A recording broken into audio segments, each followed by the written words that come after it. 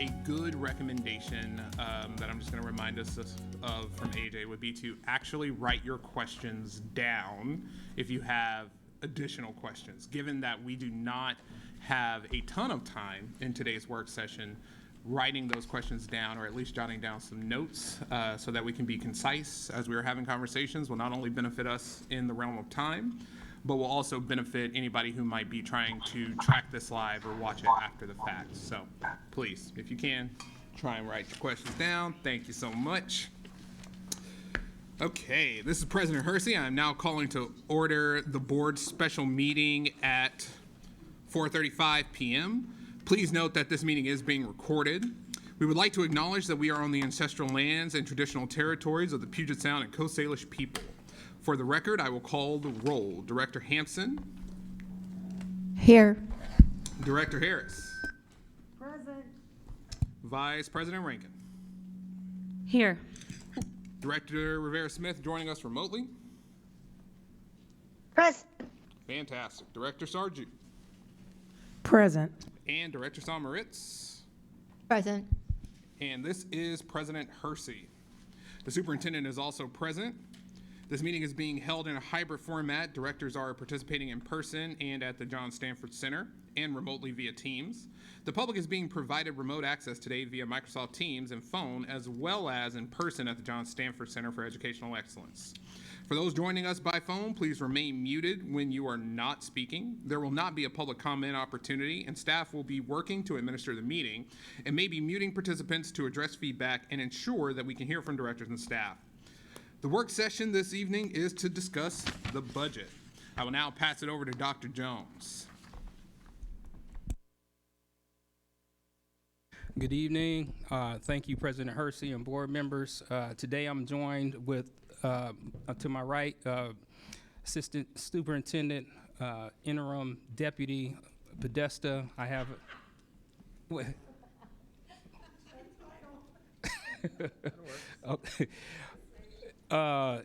Associate Superintendent Pedrosa and Director Sebring. We're really pleased that you're sharing your time with us today, and I'm glad that we have some laughter at the beginning, because this is no joking matter, but maybe we can make some light of some things, and maybe even see this ultimately as an opportunity to do some things differently. To President Hersey's comments at the beginning around questions, we have purposely developed some spaces in our presentation, about every 10 slides or so, where we're going to have some prompt questions for you all to have discussion.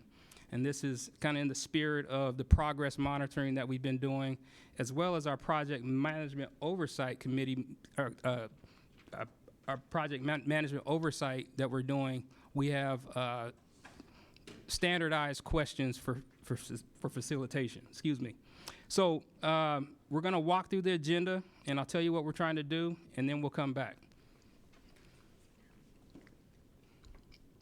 Okay, next slide, please.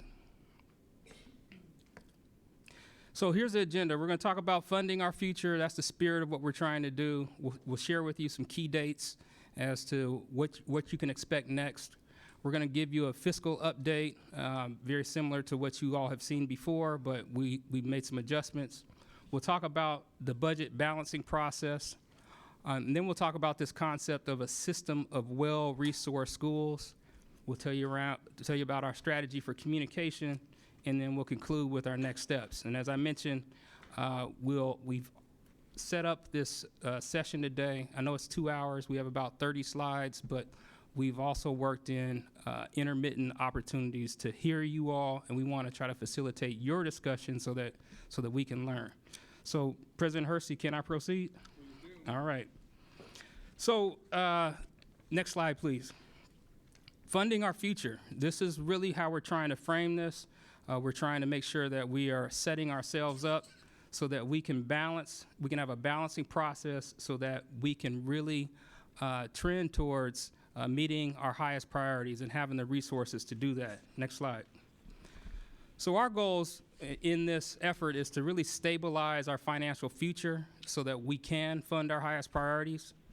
We want to, bottom line, we want to keep Seattle Public Schools solvent. We want to resolve some of the long-term issues around how we've structurally deficit spent over the last couple decades, actually. We want to instill discipline into our spending, and we want to display fiscal stewardship and responsibility. Next slide. So how are we going to do this? We're going to develop and submit a comprehensive budget package of budget balancing so that you will be able to see all of the elements contained in one package. Secondly, we want to make sure that we reduce our expenditure to a level of future sustainability. Third, we want to make the tough choices now to match our resource capacity to our revenue, AKA enrollment. And then lastly, this is where you all are coming in as well, advocate and hope our legislature will help us bridge the gap. So we've had opportunities in the past for our legislature to come in and help us out. We don't know if it's going to be as robust as it's been in the past. Next slide, please. The principles behind our effort here is we are prioritizing quality instruction and learning. That is our bottom line. We are guided by our guardrail number 2. Superintendent will not allow operational systems to deliver unreliable service. We also are assuming by all parties good faith efforts, and we are sharing the same values. We know that the board's responsibility is to represent the values of the community. We in turn implement what comes out of that.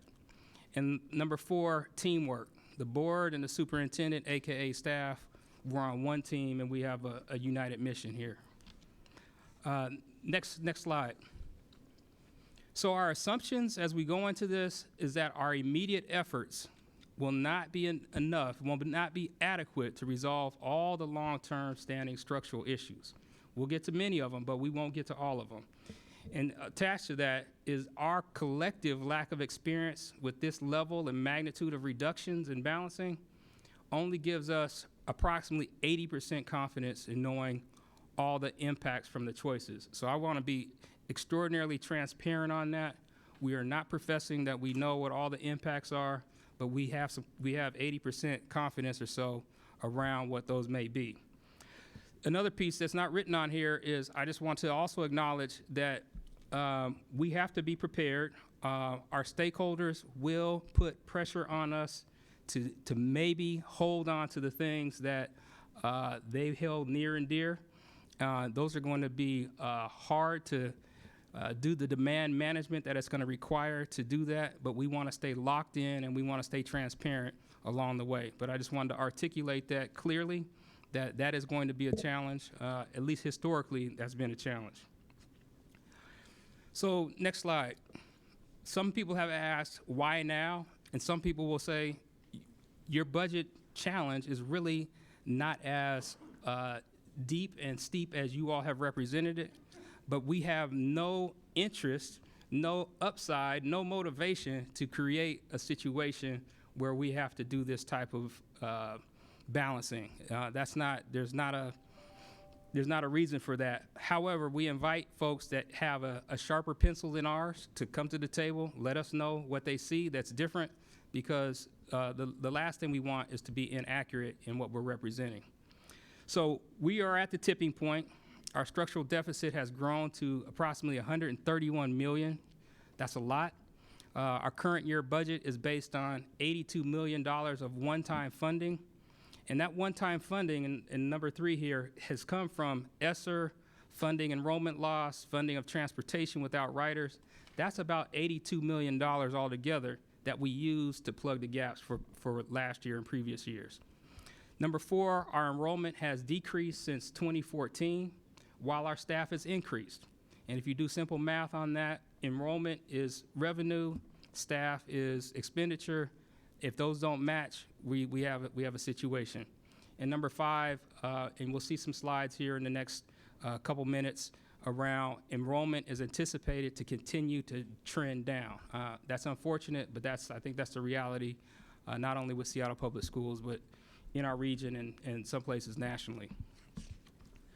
So here's where I want to turn to the board and start the discussion now. In what I just presented, how are the board's values aligned with what you've just heard in terms of our mission to get us to a place where we are funding our future, we're balancing so that we can be solvent and we can have opportunities to make sure that we've prioritized our budget and our fund and our resources for our highest priorities. So want you all to talk so we can listen, want to just see what your initial reactions are in alignment with the values. So President Hersey. You can raise your hand and go if you have something that you would like to share at this time.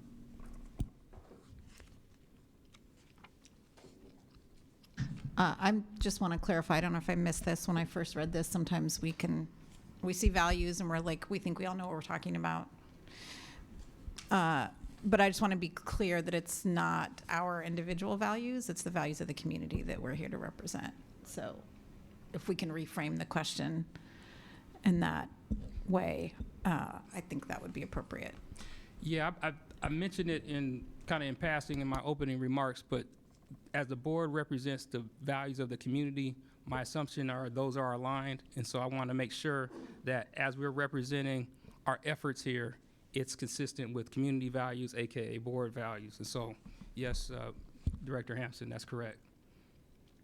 And so we want to take this opportunity in terms of structuring this to hear what you all talk about so we can take notes. We'll present some more, then we could take further notes, and then we could present some more. So please discuss amongst yourself, and you can ask us questions along the way, but we're really interested in hearing your feedback. So I appreciate the question tremendously because the guardrails are intended to represent the community's values, the way that we measure your performance and performance of the district against the values that we have gleaned from community that they hold. However, we don't have a specific guardrail around budgeting, around building funding. And so in thinking about this, and I did write this down, so I'm going to go straight to it, President Hersey.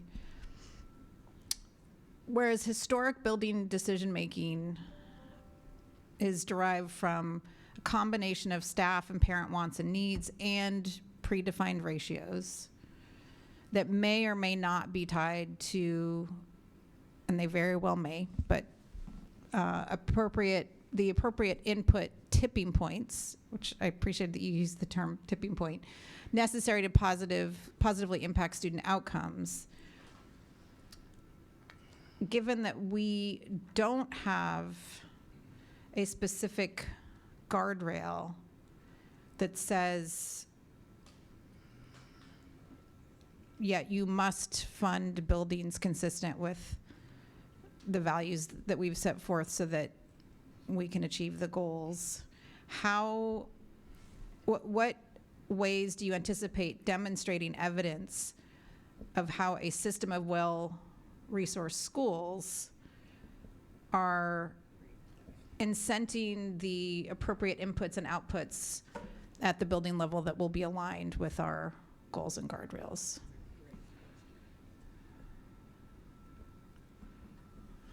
We'll just keep going, and then we'll 'Kay. try to batch these and do some responses, please.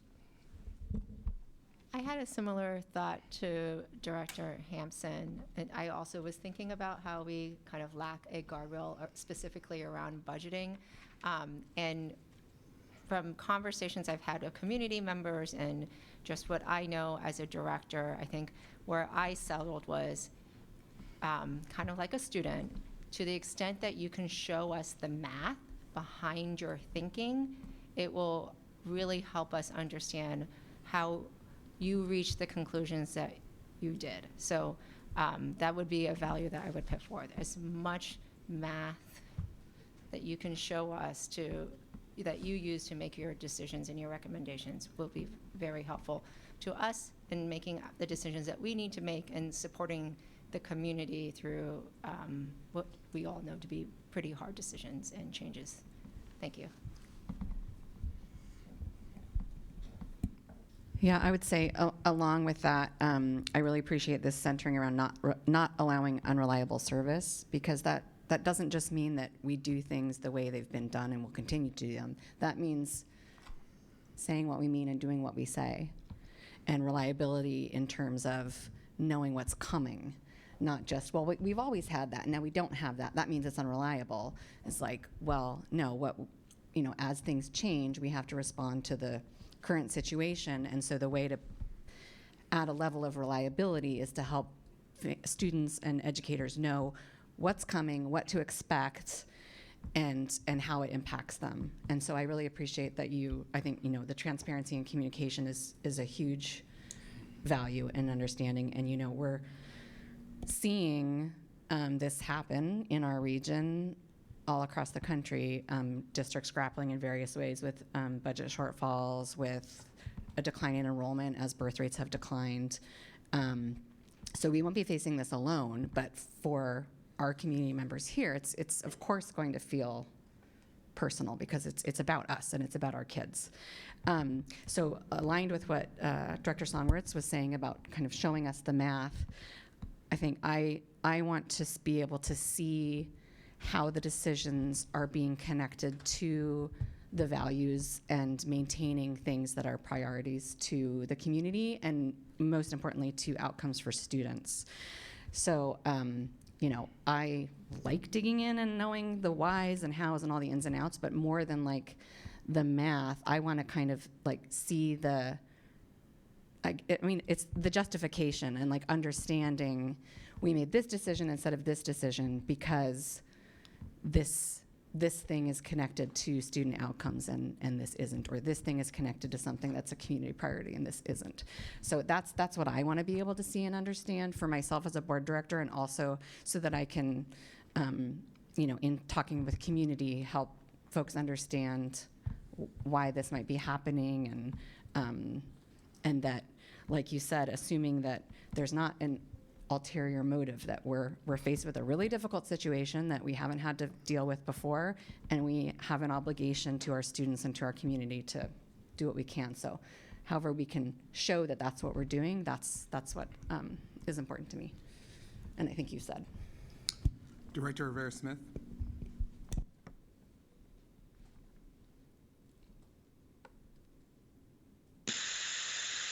Hi, did you call on me? Yes. Hello? Yep. Can you hear me? Sorry. And there's quite a bit of like staticky feedback. So just if you can adjust it, let us know. I probably can't. So just so you know, the audio is really bad on the Teams end. I'm at a deficit because just listen. I'm trying hard to listen and I'm catching most of it, but I think, and I've heard this from other places, that there's definitely a quality issue with the audio for people watching the Teams. Anyway, I'll try to keep long. From what I think I'm hearing, I agree with a lot of what I've heard so far. I want to. Can you hear me? I'm getting messages that you can't hear me. We can hear you at the John Stanford Center recently enough. Can you hear me? I don't hear you now either, so. Can you hear me now? Yeah, I heard that. Okay, great. We can hear you okay at the John Stanford Center, so you can go ahead with your statement, and we will try to figure out what's going on with Teams. Okay. Should I talk louder? Will that help? It is now resolved, so go for it. Okay. Anyhow, I'm trying. From what I was able to catch of what was said, I'm really sorry I can't be there in person tonight. But from what I caught, I agree with a lot of what I heard regarding seeing the math, regarding clear messaging about the justifications for what lies ahead of us. I think the only thing I really will add on to that is our, as board directors, we have duties that might almost only conflict, but we have a fiduciary duty to our organization here to make sure we're not running on a deficit. We also have our obligations to our students and families that we are providing them a quality education. And I think we learned fast on this board that we can only do so much with what we have resource-wise. So as we do that, and I don't think I'm saying anything that staff hasn't already thought of, but we of course want to just make sure that we are, protecting our most vulnerable students. And I know that we're guided with 0030 in that work, and as we flesh out what the options are ahead of us, I just hope that we are, again, like, we're being as transparent and clear as we can with our language so that people understand what things mean. I know we're going to talk about like consolidation and, what does that mean? Because sometimes that means closing schools and sometimes it can mean other things. So let's just be crystal clear what that means. Give people, just the information they need to form opinions. Get back to us with that on how it's going to affect where. Because, I know it's way too early to rule really anything out, but we're going to get to a point where community is speaking very clearly to us, and we need to be able to, we have to be able to respond to that if we have a decision that is not sitting well about, what our choices really were and why we're making those choices. So that's all for now. Thank you.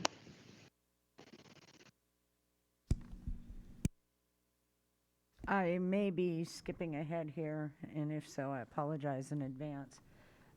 We talk about transparency and communication. I think the number one issue on this.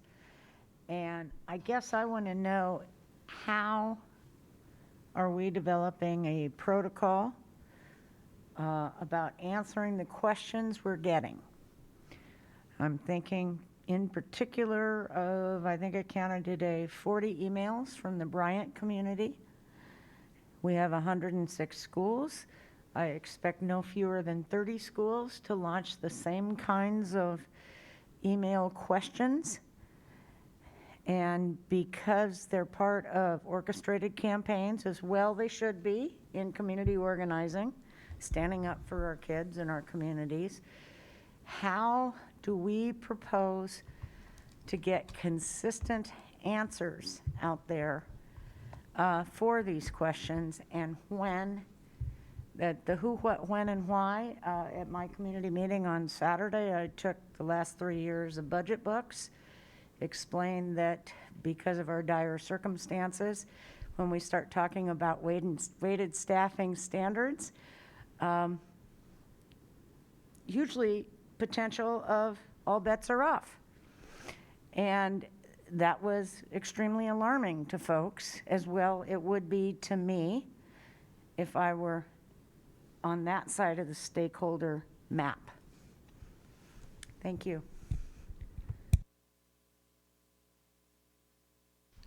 I want to compliment you on the principal slide, the points 3 and 4 about good faith efforts and teamwork.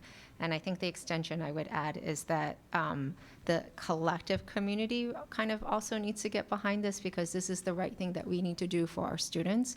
And my ask for all the stakeholders is that we know what we want for our kids, which is a rigorous education, high quality education.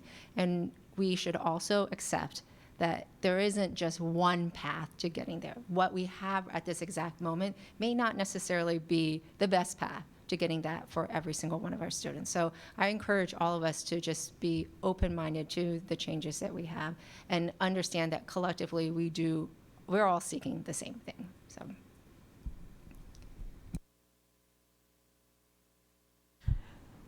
The thing that stood out to me is advocate and hope our legislature will help us bridge the gap. And I'm sure we all know that, the saying that my favorite president, Barack Obama, said, hope is not a strategy, but advocacy is. And we do hope, right? I'm not saying let's not lose hope. But one of the things I think that's important in this process is families and caregivers of our children need to know, what can they do? Right? What is a way in which they can contribute to this advocacy on behalf of not just their kids, but all of our kids in Seattle Public Schools?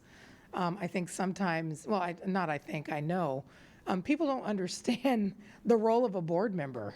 And as somebody who works for King County government, I received in my email the memo about not speaking to legislators.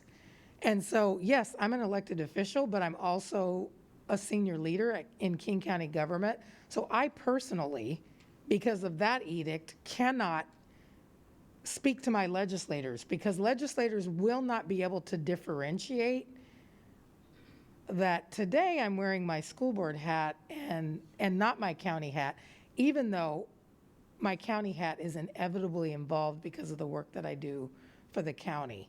And so I think it's going to be important through this process. Parents need to be equipped with knowledge and information around what can they do, because we all have to be in this together, and we all play a role. Like Director Lisa said, you know, we have a fiduciary responsibility as board members, and our advocacy actually can only go so far, because quite honestly, legislators really don't want to hear from other elected officials if you actually get down and talk with them. If you talk with them behind the scenes, they don't want to hear from us. They want to hear from the real voters. And the real voters are not other elected officials, like if we're being honest here.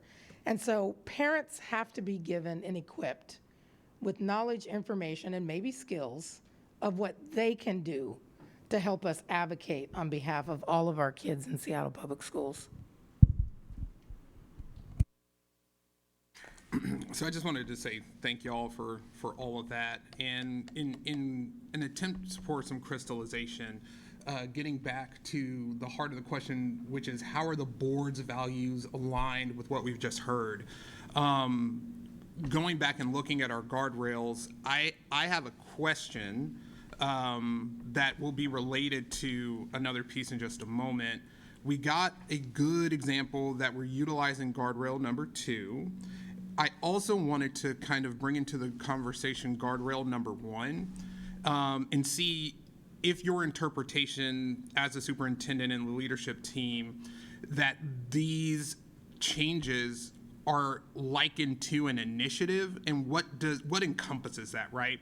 Because I think a really important part there is the superintendent, as guardrail number 1, will not allow school and district initiatives to go forth without engaging students of color furthest away from educational justice and their families, including those who have preferred language in either English and who require accommodations for disability. So to me, it feels as though these changes in many ways are an initiative. And what I'm going to be looking for, considering that our guardrails, as Director Hampson mentioned at the top of the conversation, reflect directly the values of the community, is what is the strategy for engaging those groups who we have, listed out in that guardrail.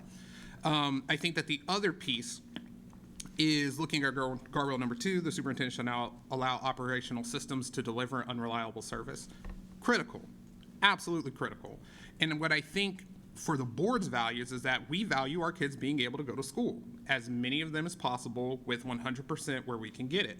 If we do not make some of the changes that are likely going to be recommended to us over the course of the next few months, that is going to be circumvented, and we will not be able to hold up our end of that bargain in terms of representing the values of the community.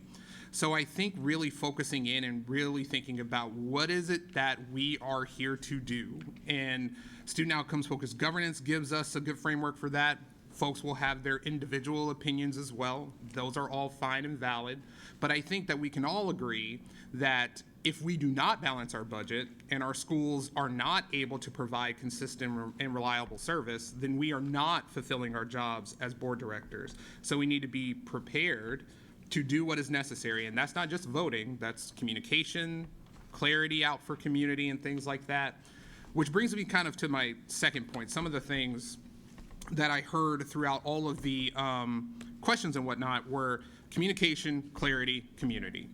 And at every phase of this, I'm asking board directors, if there's a piece where you do not have clarity, that is going to impact your ability to communicate with community. So do not hesitate to dig deep into some of these pieces, because it's going to make us all more effective as we go out and have these conversations very shortly, both digitally and in person. So that is really where I want our values as a board our values of communication and clarity to be highlighted throughout this process. So with that being said, I'll pass it to Director Hampson, and then I'm going to ask that to be the last reflection to get back to the presentation.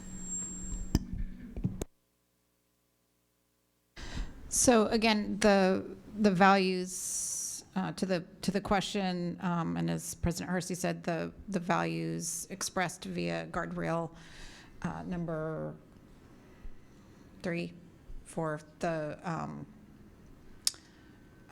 operations. 2, sorry. And then my other comment was that we do have, in fact, there's a point in what you presented, what I heard about communication, and my belief at this point is that communication is connected to that guardrail. And so I'm very interested in knowing how the district's customers, who are students, parents, staff, and you all, and all of your colleagues, how we're going to know, what evidence will we have that communication has been effective. One of the things I'm really glad that we did at the start of our ad hoc committee is we set a goal for ourselves, and I was able to reflect on it yesterday and go back and say, okay, we said we wanted to have this level of approval. We tried to set a SMART goal for ourselves. And it was a little clumsy, but we did it, and it helped me then reflect as to the success of that work based on how we had established that goal. And so I'm looking to hear from you, Superintendent Jones, how we will know that communication during this time. We're always going to hear a lot of bad press, but we potentially will have data that could tell us whether or not we've successfully communicated and engaged with students, parents, or I should say that the district has engaged with its customers, and we as board members have more broadly engaged with community around affirming the values that need to be represented in this budget. Thank you. That was rich, and I'd like to do just a little bit of summary of what we've heard. So, as you represented values, there was a combination of inputs, outputs, and outcomes. And one of the overriding pieces was, what's the evidence? And so, what is the evidence that this package will be aligned to our top 3 goals? I mean, math, reading, and college and career readiness. And so you should be able to look at our ultimate submittal that we have coming to you and say, yeah, I can see where you all protected teaching and learning. I can see where you all made an effort to really be strategic in protecting what's happening in the classroom, the student experience, the educator experience. And so that should be evidence there, but we'll work to have a more crystallized assessment of that evidence and present that to you. The other piece that you said is making sure that again, the decisions are being connected to priorities. We believe that the priorities are the top 3 goals. We believe that the priorities and how we do it are aligned with the guardrails. And so you should be able to see that as well. You articulated your values around ensuring the most vulnerable students are considered when we do this balancing. And that as we do this, that we have clear language, and that family and caregivers know how they can advocate through this process. You talked about the collective community having some input in how we do this and lean into this. And you talked about the value of community engagement. And then lastly, you talked about making sure that we have clear communication. We have a section on here in communication that we're going to talk about. And I think you'll hear a lot of these pieces throughout this presentation going forward. So please take notes as you go along, and you'll have other opportunities to weigh in as we go through this. But this is a really good start for us to understand what we need to come back with ultimately with the package. All right, so we're gonna move on, and Fred's going to talk a little bit about the key dates as you're going to see us going forward, and then we'll get into some of the fiscal pieces. Yeah. Yes, so I'm going to go over dates and also kind of the substance of the status of budget development. What we're presenting tonight is really a work in progress, and so we'll let you know where we've been and where we are now and what we need to do next. So that's why these dates are important. Often in these work session presentations, we've shown you a really long calendar of the budget development process that is included in the slide deck at the rear, but these are kind of the key next things that really lead to the major action items. We'd like to come back mid-February, and this is marked as tentative because we're going to need to negotiate with you all to juggle the board schedule to swap dates where there's another work session about a policy diet. We're hoping we could swap that date and move that to March 8th. If that isn't something the board wants to do, then we'd come back on March 8th with what we're thinking of as a balancing package. As I said, this is a work in progress. We're going to present it in summary level, and then our goal would be on the 15th or the 8th, if that's what we decide on, or March 8th. That's where we bring you the finished product of what the staff proposal is to balance this budget. As Dr. Jones noted in his introductory remarks, this is a really big task. This is a bigger budget gap than we've had to resolve in a very long time, so it's taking us a bit longer to get there. And that will show you where we are now and how much work we still need to do. And then other really key milestones are the end of the legislative session, as we talked about, advocacy and hope for help from Olympia. We'll know, where that landed towards the end of April. And then we'll have another budget work session, which really is the final discussion before we introduce the budget resolution. And that's a place for whatever last minute adjustments need to be made based on the results of the legislative session can get worked into this to some degree. And given that dynamic nature of the legislature's business, that's why we've changed our strategy a little bit, and we'll talk about that. So I'll move on to some context. If we could go to the next slide.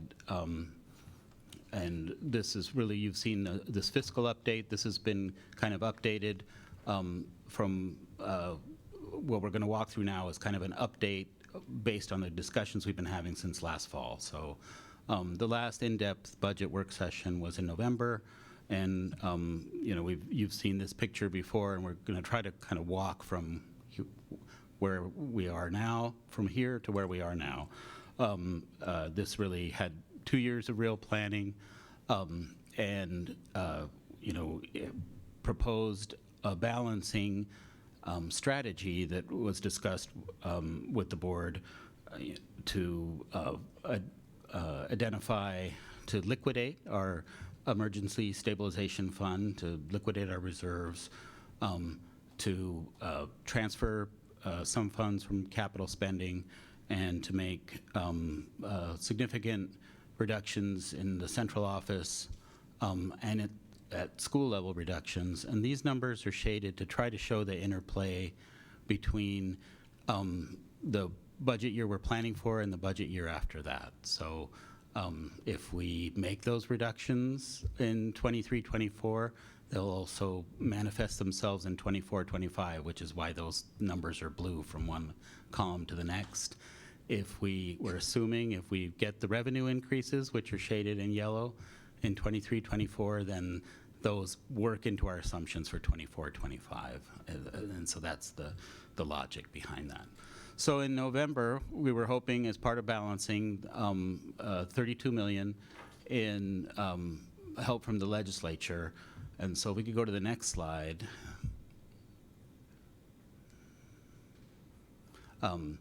I won't go through these in detail, the individual line items, but our first read of the tea leaves of what's going on at Olympia is the governor's proposed budget, which our analysis indicates is about a $9.5 million benefit to us as opposed to the 32 million that had been put into the last balancing. If we could advance this one more slide, please. So we plugged that number into the same assumptions that we were using in November to show, so what does that do? And this is not overly complex. If we were close to balancing, but we were hoping for $32 million in revenue, which has turned into 9.5, then we're out of balance again for 23-24 to the tune of about $27 million. And it also exacerbates our problems in 24-25, which now, with this model leads to a $123 million deficit. So we're proposing at this point to kind of change the strategy to start thinking more than a year ahead, to get, for a variety of reasons, to get to a sustainable path, which is what Dr. Jones opened with, that we really want to fund our future, and also to assist us as we work with the legislature or any other partners, that we have a long-range plan, that we are not looking for another year of one-time solutions, that we're trying to get to a sustainable path, which is why our colleagues in Olympia and elsewhere should continue to invest in Seattle Public Schools. And so if we could advance this, we'll open it up for questions a little bit later, but this, again, is a little bit different approach than you've seen before. And yes, please, if you could advance the slides to the table that says multi-year planning.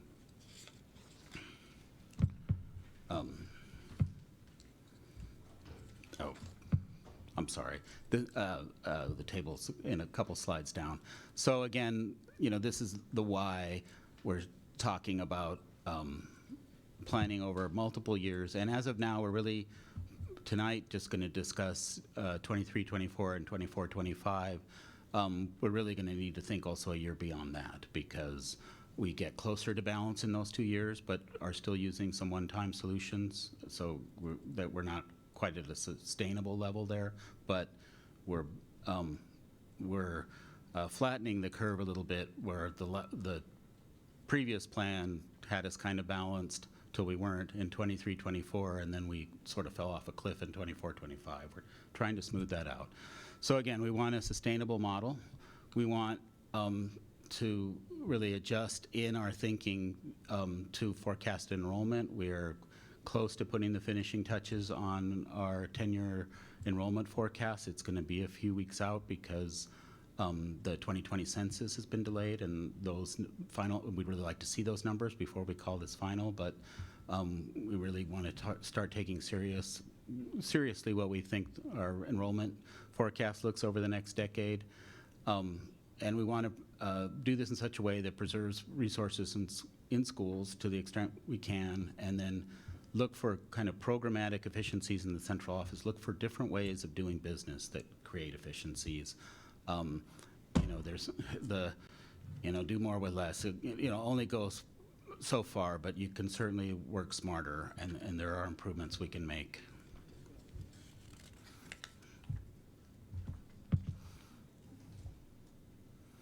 Thank you. If we could advance the slide, please.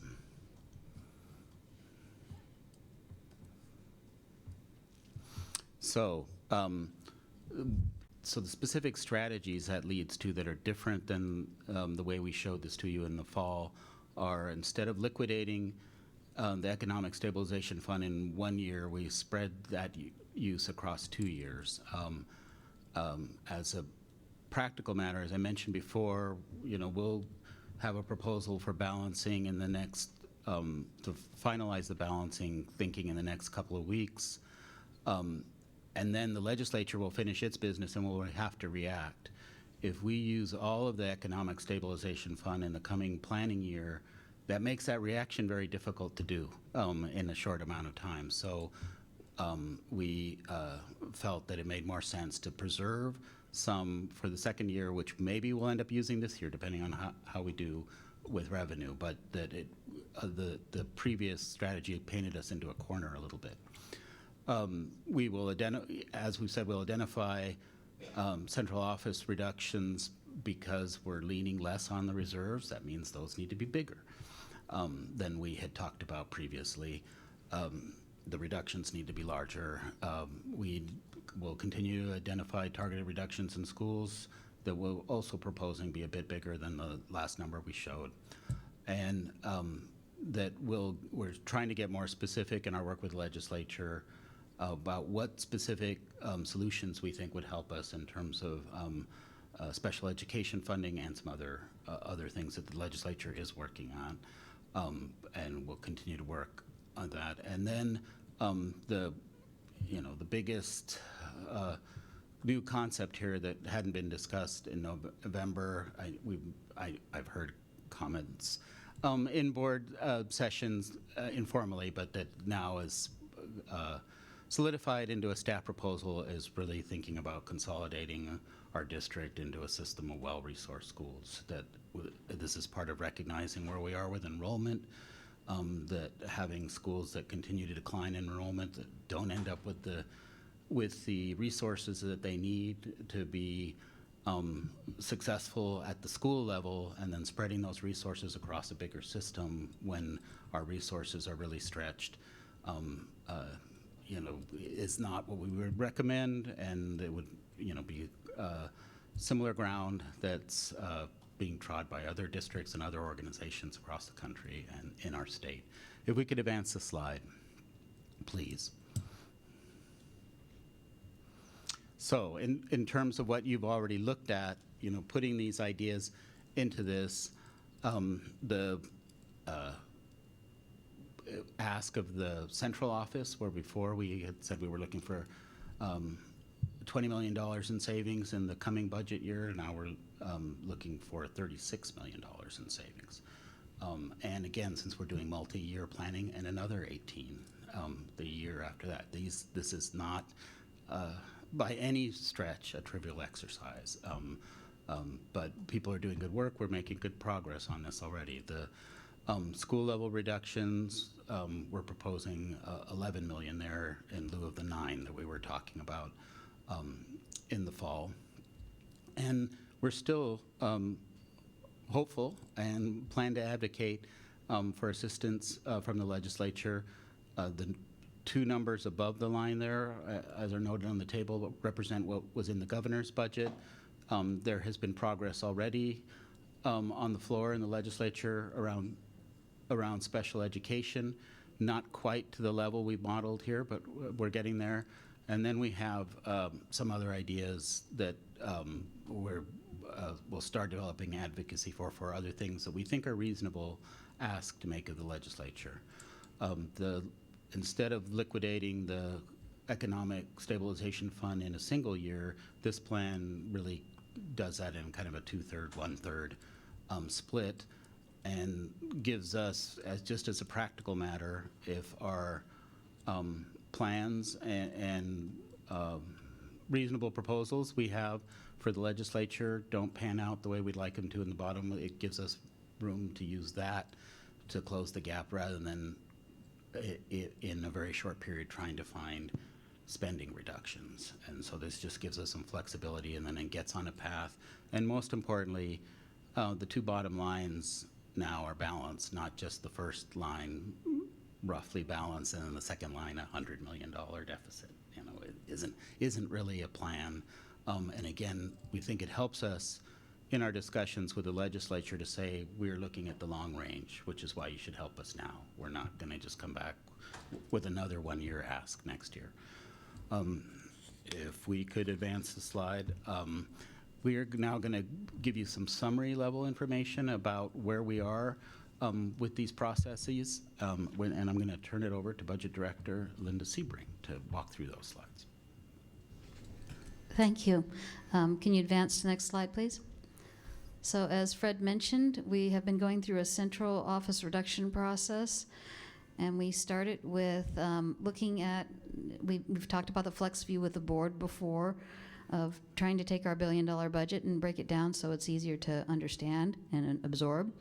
But we started with a 15% reduction target for each division to see what people can do.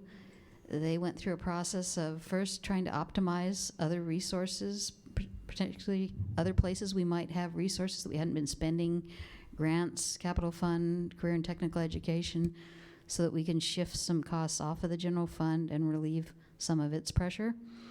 And we've got some additional work above the 15%, as we mentioned, since we changed our direction here after the governor's budget at the end of December, where we're working on looking for an additional 10 million. And at this point, we're looking at, as it says, some reductions, eliminations, or pausing of activities. So not just continuing to shave here and there, but looking at some things we're doing and saying, you know, we need to propose stopping some of these things or scaling them back. Next slide. So this is just a high level, alphabetically, of what 15% of flexible means to these different divisions. Some divisions, a lot more of their expenditures are considered not contractual or legally required.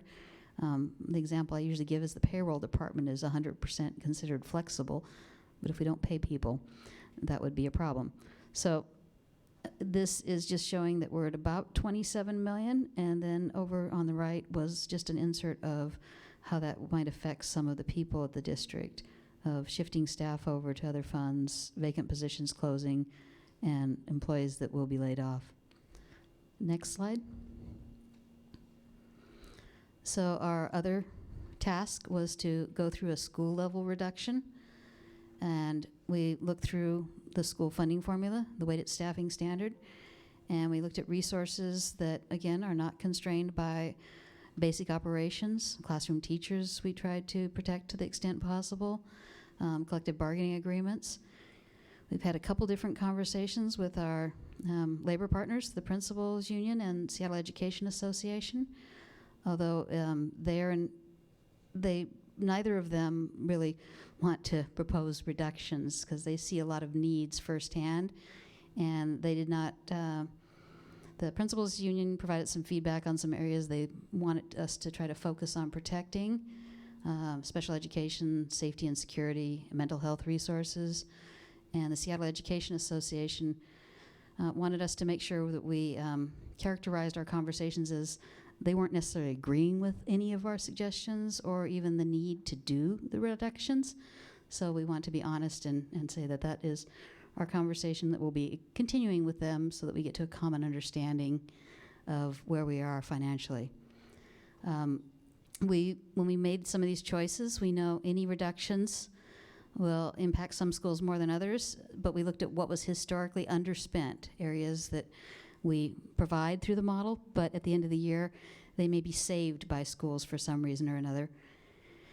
We took out some planned support increases that we had planned on doing. We just are not in a position right now to improve our resources.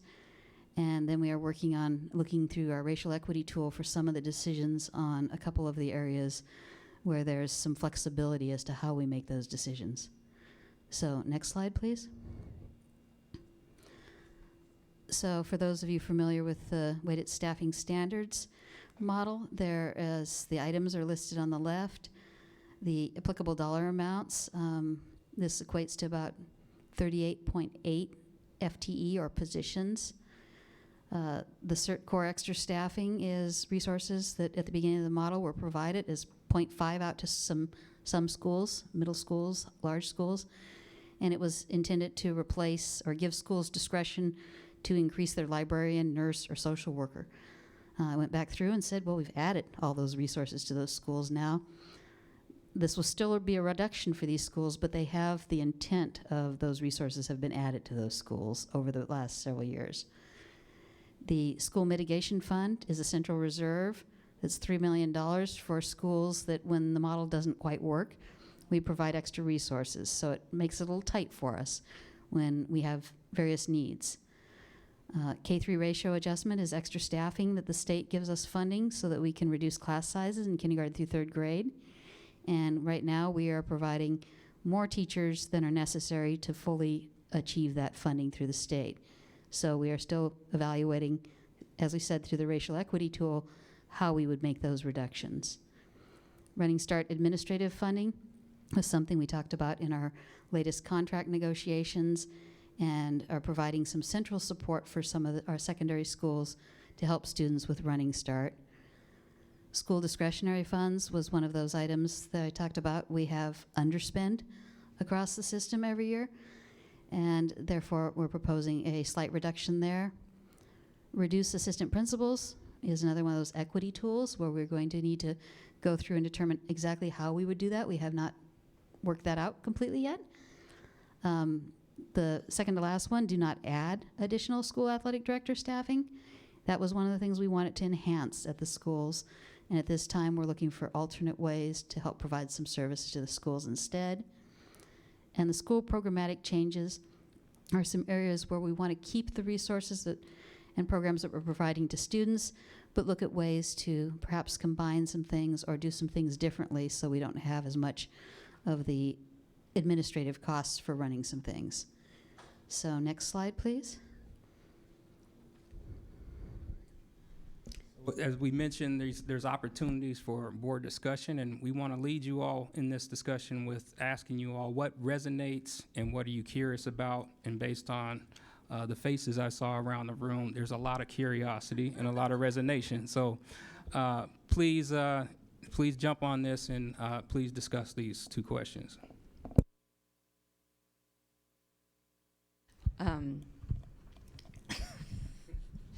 Yes, I'm curious.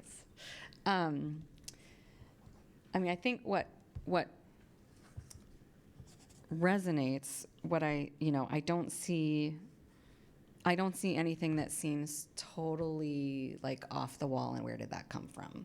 So again, I think what resonates is it seems like, we're faced with making really hard decisions, and the approach as I see it there feels reflective of, I think, what we've all been talking about prioritizing. So in terms of curiosity, one of my, a question that I will always ask, and I know I've said before, is how can the board, and I'm going to try to say this in a different way than I have said it before, how can the board support the district, or support you, because we are all the district, how can the board support you, Dr. Jones, and staff in doing things, instead of thinking of things as levers up and down, more or less of the way we do things and the things we have, doing things differently than they have been done before. There's so many different ways to meet outcomes that we want. And I think a lot of times we all get into the trap of the things that we want along the way and kind of lose sight of what's our ultimate objective. And especially with a large school district and so many different wants and needs, it's very easy to get pulled into talking about, well, I like this thing, and so I want more of that thing, instead of thinking about, is that thing that I like leading to the outcomes that we want. And I know during, in 2020, we talked about seeing opportunity in a crisis of schools shutting down and trying to find, how can we do things differently? And lots of people wanted to talk about reimagining education, but there were so many other factors of uncertainty and a lot of fear that having those conversations about how can we do this differently was really, really hard. I mean, we passed the same resolution 3 times. Which I think shows that, resolutions are not the most effective way to govern. But also, there were a lot of good reasons for people being resistant to, or the system not being able to adapt to, let's do things really differently. I don't want to look back in 2 or 3 years at this moment and think, oh my gosh, we really missed an opportunity to get laser focused on the outcomes that we want. And we, we increase levers up or down on the status quo instead of using it as an opportunity to really focus on what are the outcomes that we want and what are the different ways we could get there and how might we better use our resources to get those same outcomes. So in that, one thing I'm curious about that is a large expense on one of those lines is our largest expense is staff, of course. People are the heart of what we do, and they're our most valuable asset. They also cost the most. That's where our investment is because it's the most important thing. In terms of the funded cost of living increase from the state last year, that is already funded. Their funding was the state's funding for that was based on the allocation that they provide for salary, which is already lower than what we pay. So then when we agreed to a contract that went, again, over and above that, that increased our deficit. A question that I had at the time that I still have is, and this, I'm trying to tread carefully because I know there's lots of implications here, but I really wanted to see investment in attracting and retaining a diverse body of educators and in being able to bring new people to the profession and to our district, and they get paid the least. What? Oh, so I'm thinking about if there were to be, or has there been any consideration about looking at the way, I'm trying not to raise too many eyebrows because this is genuinely, I'm curious. I am genuinely curious about the impact of applying that increase the same over all employees. And because not only, and I'm not just talking about SEA, because the central office contracts and salaries are connected to the percentages, they're connected to those agreements. So even though there's not bargaining on central office staff, increases in contracts that we agree upon with our labor partners lead to increases in central office, which is not inappropriate. But when I think about in all areas of the district, we have custodians, bus drivers, lunchroom workers, all kinds of support staff who seem to come last when it comes to those increases, and they frankly don't cost as much as building staff and central office staff.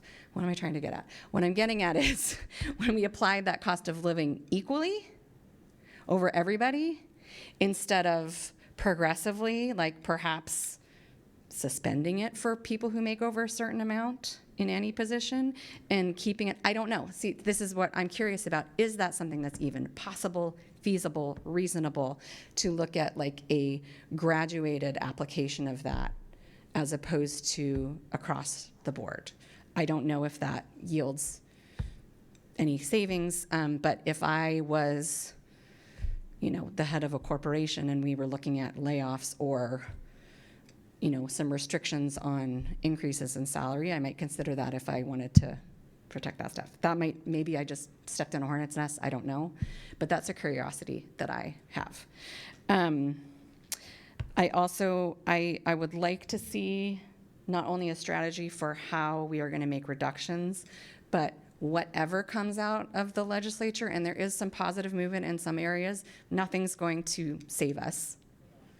But there is some positive movement. I want to make sure that we have a plan, again, not just more or less of the way things are done, but making sure that that gets invested into the right places to support the outcomes that we want, again. So instead of just, oh, phew, we got this many millions of dollars, now we can not worry about these things ever again, I think we still need a plan for when those dollars come for, to make sure that we spend them in the way that's going to have the biggest impact. And then the rainy day fund, or the economic stabilization, in our policy and in state law, there's a requirement to replenish that. So what's the timeline on that, and how would that impact out years? And then especially for things happening at the legislature, What we need to be able to demonstrate, and what I've been having conversations with legislators about is, and hearing, and when I'm listening to hearings, is they also really want to see how new investment will be spent, and they don't want to just say, okay, yeah, here's more money for special ed. They want to understand how new investment will change the service to students. So we really need to be able to share that. And then the last thing, assistant principals. Assistant principals, I know a lot of other districts don't have them at all until you reach at least 500 students. And I don't know if that's, I don't know how that, again, impacts their buildings or their student outcomes.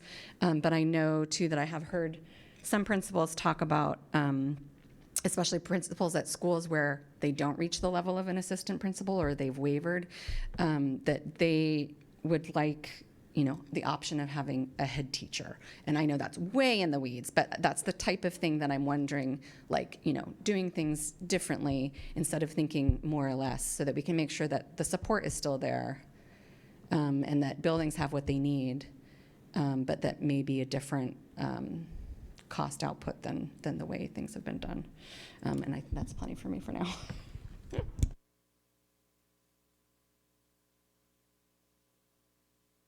Thank you. I was taking some bullet point notes here. This is listening to the last section. But let me start with asking the question that we asked at the 2x2 in terms of this iterative process and incorporating on this calendar more 2x2s so that we can, in fact, get into the weeds and answer questions and understand the thinking, because it's not possible to do it all right here, right now. As we know, the inclusion policies for special education were a very hot topic in collective bargaining, to say an understatement. That was 3 months ago. Have we had a report from the task force? And this is a segue from your question and the pushback we're getting from legislators. Okay, so SPED funding is a big issue. The 13.5 cap is a big issue. What are you going to do differently? Well, we've known this has been an issue for quite some time. We certainly were reading about it above the fold in the collective bargaining agreements. What's going on with the task force report? And we're sitting here, hopefully at our table or in this room, are our labor partners to help us with these fixes. So I absolutely would like more information about that, and about the quote-unquote inclusion model. How much money are we really talking about saving? And how is that going to be balanced with what I perceive, anyway, is an extreme need for professional development for general ed teachers in order to be able to, in fact, differentiate. And I'll still say I'll go to Tahiti if I added up a nickel for every time I've heard that word differentiation. I recall several questions about, on these charts, on revenue, asking for what the revenue is based on and asking for another column, several board members, for what that enrollment is that the revenue is based upon, because it feels like half a sandwich there. And it also, frankly, feels a little non-responsive, which is troubling. 2 other questions. There was a remark made about how do we address the race and equity tool. That kind of struck fear in my heart, not knowing where we're going with that comment. And then there was a comment made in K through 3, and I quote, "more teachers than necessary," and I'm hoping that was a misstatement. And being the person that usually chews on her feet more than any other board member, I understand misstatements more than anybody. But more teachers than necessary is an oxymoron in my world, especially for K-3. Thank you.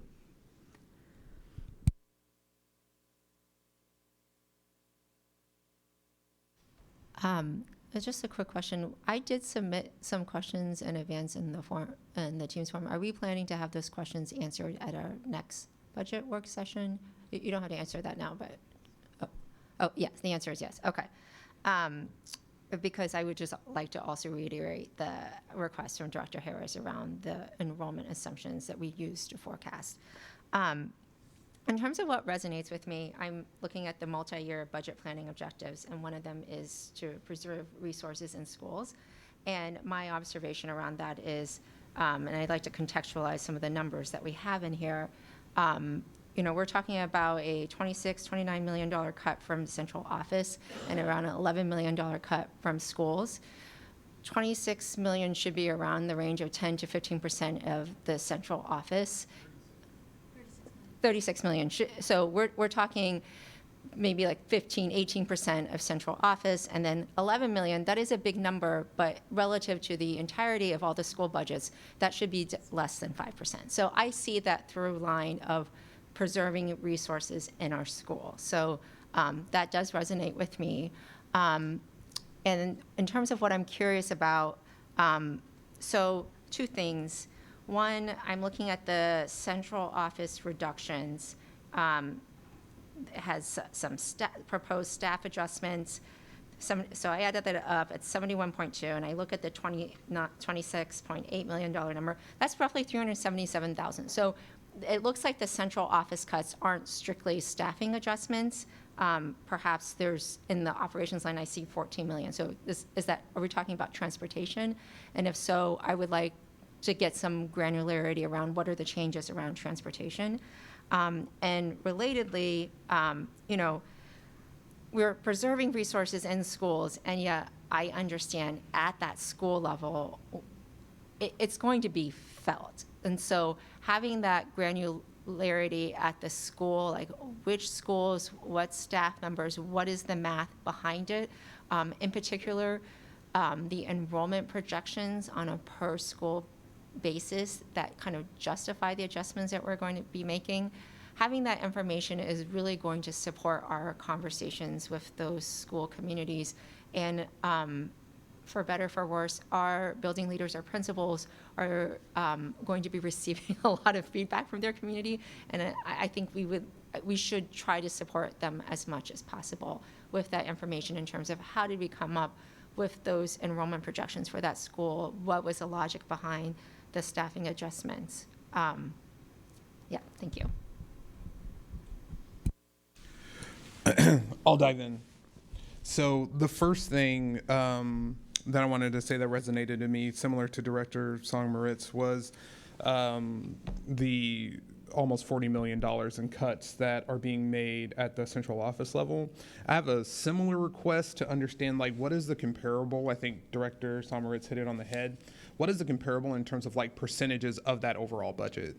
I think that, like, as we are hearing this and as folks at home are saying, oh, they're cutting $36 million. Well, if it's from $1 billion, that might not necessarily tell the full story in how we are looking at percentage-wise the reductions that we are looking to make and where are we focusing a lot of those efforts in order to protect as much as possible the experiences that are occurring in schools, right?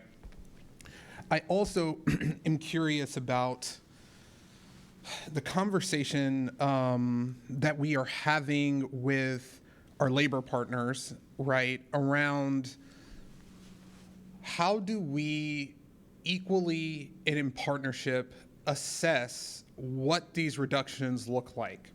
Because if we are in a position, and I'm genuinely curious, like, what budgetician or mathematician is going to be able to come and say, like, oh, like, and give us some understanding around, like, oh, like, SPS, you actually do have money somewhere that we're not seeing, or like, oh, X organization, like, this is actually the, like, outcast of the budget, and this is why we are moving in this way. Because to hear just, like, and I totally get it, right?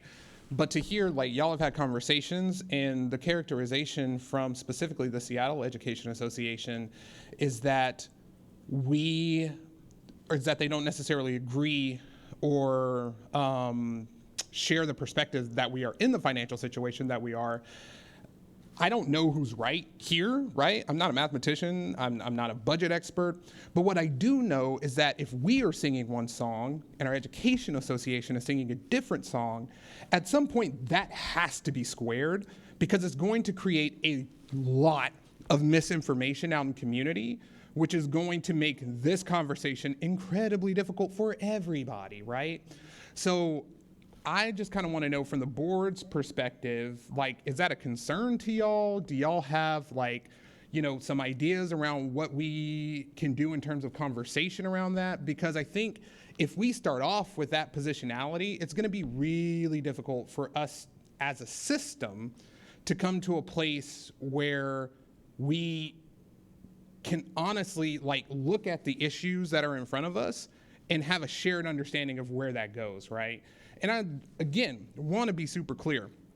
In all of these situations, there's your side, their side, and then there's actually what's transpiring. And I want to know, is it a priority for y'all to get to the point to where we can develop a shared understanding of what's actually transpiring? And if not, what is your strategy for communication, given that there's likely to be some form of misinformation flying around in community if we don't have clarity between our organizations internally about what our financial status and issue actually is? Because it makes it difficult for me as a board director too, right? So just wanted to throw that out there. Director Hams. Superintendent Jones, did you want to respond to that first, or? I'm happy to. Oh, one of our labor partners is in here, the president of SEA, and so we broached the topic.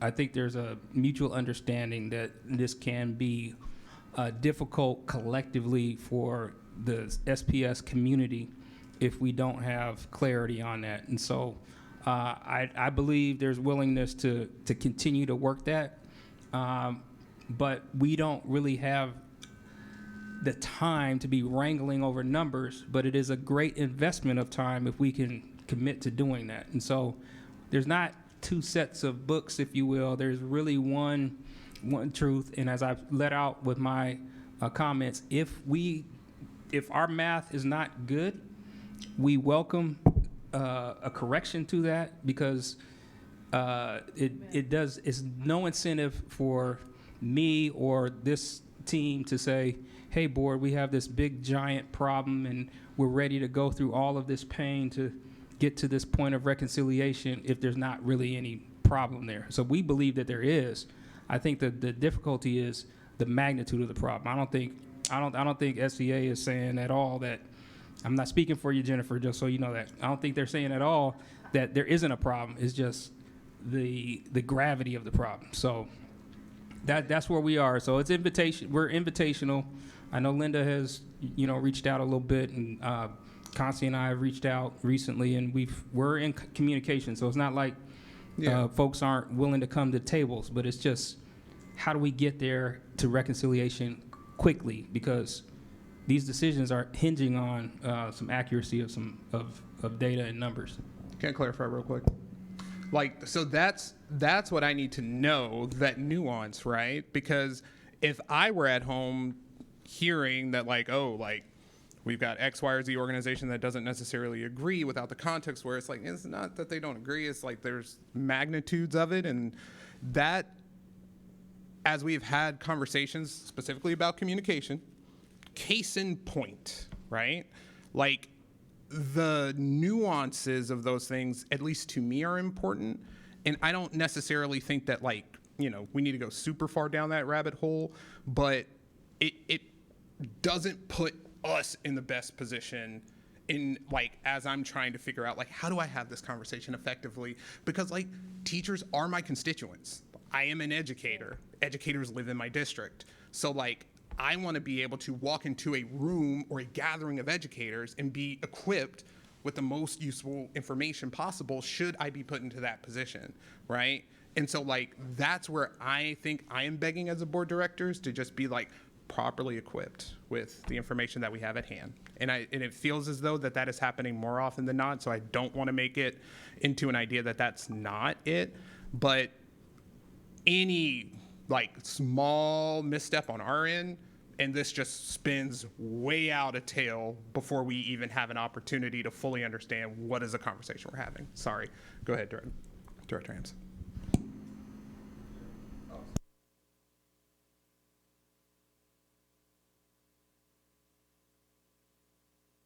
She's going to respond. But did she have her hand up before me? I don't know. We're going to get to Well, I did have a question, but this is in response. As chair of the audit committee and chair of audit and finance, when that was still a committee, I take this particular topic very seriously. And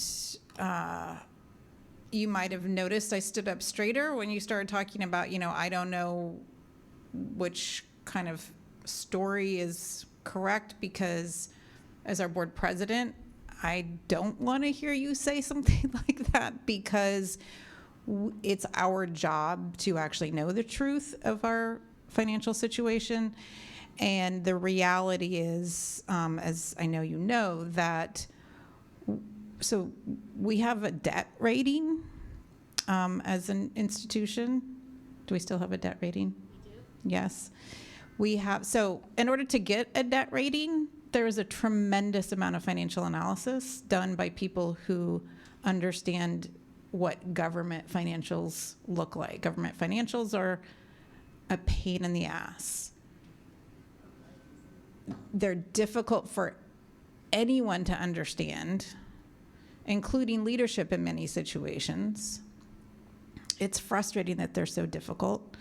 However, there are standards. There are people who have done the evaluation. The state auditor has begun doing our audit for this year. As the chair of the audit committee, I had the opportunity, and I told him, I said, in future times, based on our new structure, I hope you'll be speaking actually to the entire board and not just me as the chair of that committee, because I think my fellow directors have things they would like to express to you that they have concerns about. But one of the things that I said that was troubling to me is this disconnect between we get audited by your office every year, and as some objective person separate from staff, I have the opportunity to say, here's what I'm concerned about, and they will look at those things, and they do a full audit to confirm that the reality that's being expressed, that's reported to the state, that allows us to have that debt rating is in fact that reality. And he acknowledged, which I appreciated, that it is in fact an issue for school districts, that the value of the state auditor performing those audits to confirm the veracity of our fiscal statements doesn't seem to carry as much weight as it should, and that there's this sort of notion of, I think there's one thing to say we should put off and go and retain a negative spending, operate in the red, and demand that the state give us money. That's a philosophical thing, but it doesn't change the fact that we're operating in the red and that we have been doing that for so long that we are now in serious trouble. So there's no question. There's no two truths. There's no two books. The new head of the state auditor's office his indication to me was that she understands this and understands that they need to do a better job on their standpoint for public relations to let folks know that, hey, no, we do stand behind our audits of these institutions. So there's information out there. It kind of goes to the math question. It's really, because it's accounting, it's frequently less about, it's not just math, right? We are in a really unusual situation as school districts where we are actively building the plane as we're flying, meaning, well, I should say the state is building our plane while we're trying to fly it, and making the budget mid-year when we should just be simply looking at historical information and saying, making the best decisions for the outcomes that we seek. We don't have that benefit. I would love for staff to correct anything that I said that you think is not accurate, but I do want to just, kind of put a stake in the ground and say, no, these are solid numbers. Are there? I did want to correct one thing. I don't know that we are going to be making decisions. Somebody said, I think Director Rankin, you'd mentioned say this program isn't necessarily consistent with goals or values, and I don't think we have many programs that are inconsistent with our values. I think we have inputs, programs, and resources that are being utilized to teach kids that are more and less effective. And we have to make really hard decisions about those things that are effective. I have my other question that's kind of connected to that, or I could just let staff respond to the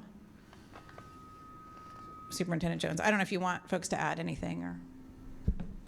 Linda, will you take a crack at responding to just the point that Director Hampson made about the checks and balances and the auditing and how that will validate or invalidate some of our math? Certainly. An audit, yes, is validating that the district is coding and charging expenditures correctly. But an audit is a look in the rearview mirror. And that is also what I believe our labor partners do, is they're looking in the rearview mirror and saying, well, you've had problems in the past and you've always solved them, without evaluating how did we solve them, and that one-time funds that came from the legislature for enrollment we didn't have, for transportation we didn't spend, for expenses we didn't have. So they're like, well, you built a budget and then you didn't spend what you said you were going to spend. So you're fine. So I think the audit doesn't help negate that. It's the understanding of why the past does not predict the future. And that's something we need to help our community and everybody understand. As you mentioned, this is very complicated. School budgeting is very complicated. And as the superintendent led off in the beginning, $82 million of one-time money that we're operating on right now is your starting point for when you build the next year's budget. You have to find another $82 million of one-time money, or you don't have those expenses. And then you add on to those expenses, they grow, and they grow faster than our state funding or our levy funding, which is tied to the enrollment. That's where you start having these challenges. Super helpful. Do you have another one? Want to get to Director Rivera-Smith, if you do not. Mine was, there are definitely things that resonate with me in terms of the approach. And I think what I'm curious about is, and I'm not going to state them because it's not a good use of time right now, so my apologies for not providing that positive feedback. When you do have a concept like a 15%, when you're asking folks to do a 15% cut, how do you protect key inputs that are going to be the driver potentially for outcomes? And we can't forget that Black students and other students for this from educational justice aren't just at the priority schools.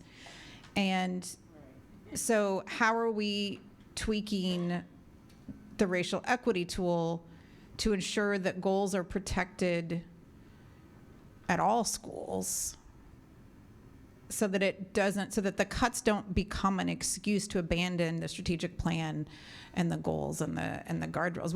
We've barely made progress in those other schools because we're still learning from the priority schools, and that stuff is starting to filter in. But so that makes me that's what I'm curious about. It makes me nervous when I hear 15%, because first of all, I think your approach is spot on. You're doing what you have to do, but 15% of the number, 18% of central office,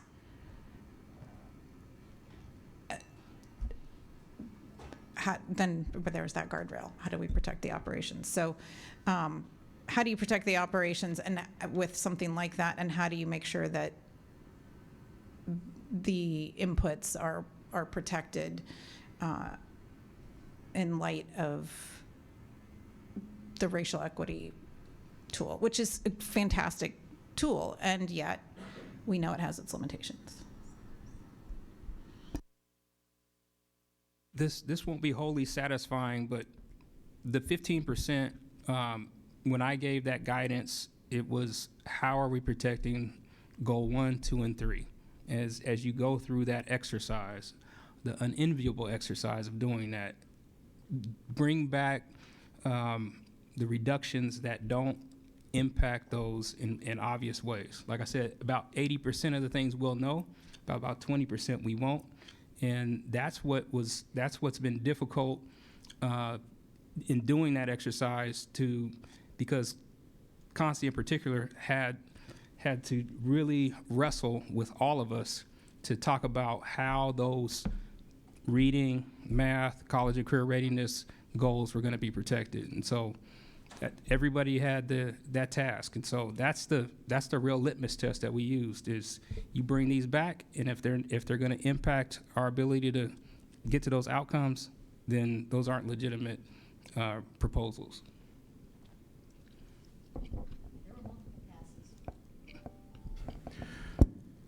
Director Rivera-Smith.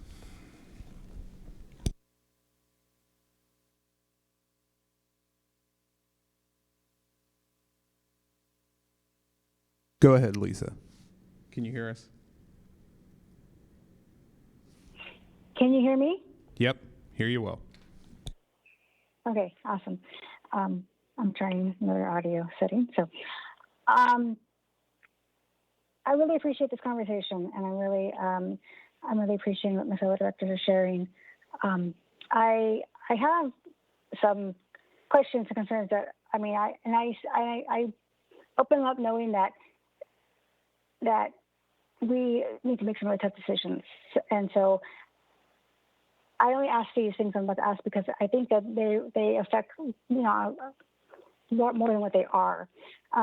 For example, when we talk about not filling or removing assistant principals from elementary schools, many times those assistant principals are really just filling a lot of little roles that are not already covered in their schools. So, one thing, cascades into other things in that school. So, if we consider that and go that route, I just want us to actually look at those schools and find out what roles that AP is filling in that are probably less expensive to hire people individually for rather than have the AP doing them. What are those needs?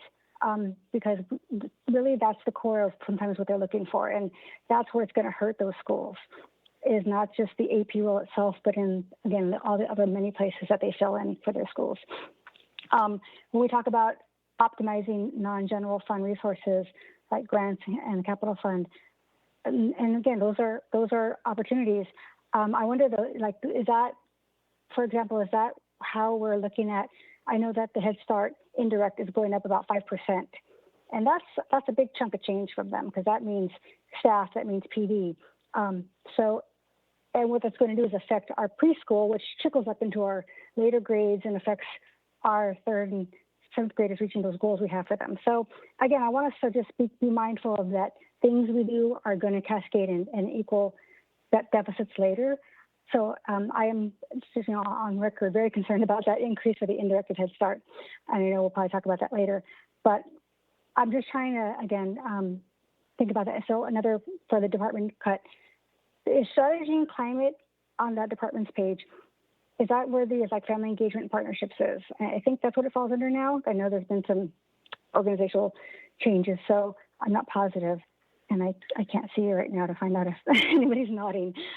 Yes, Director Rivera-Smith. Thank you.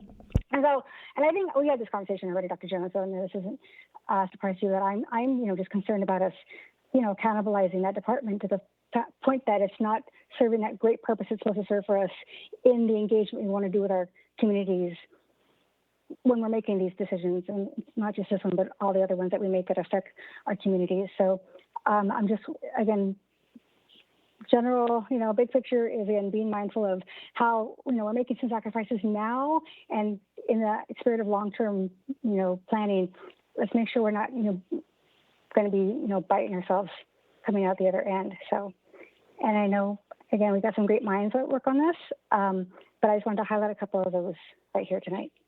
Thank you.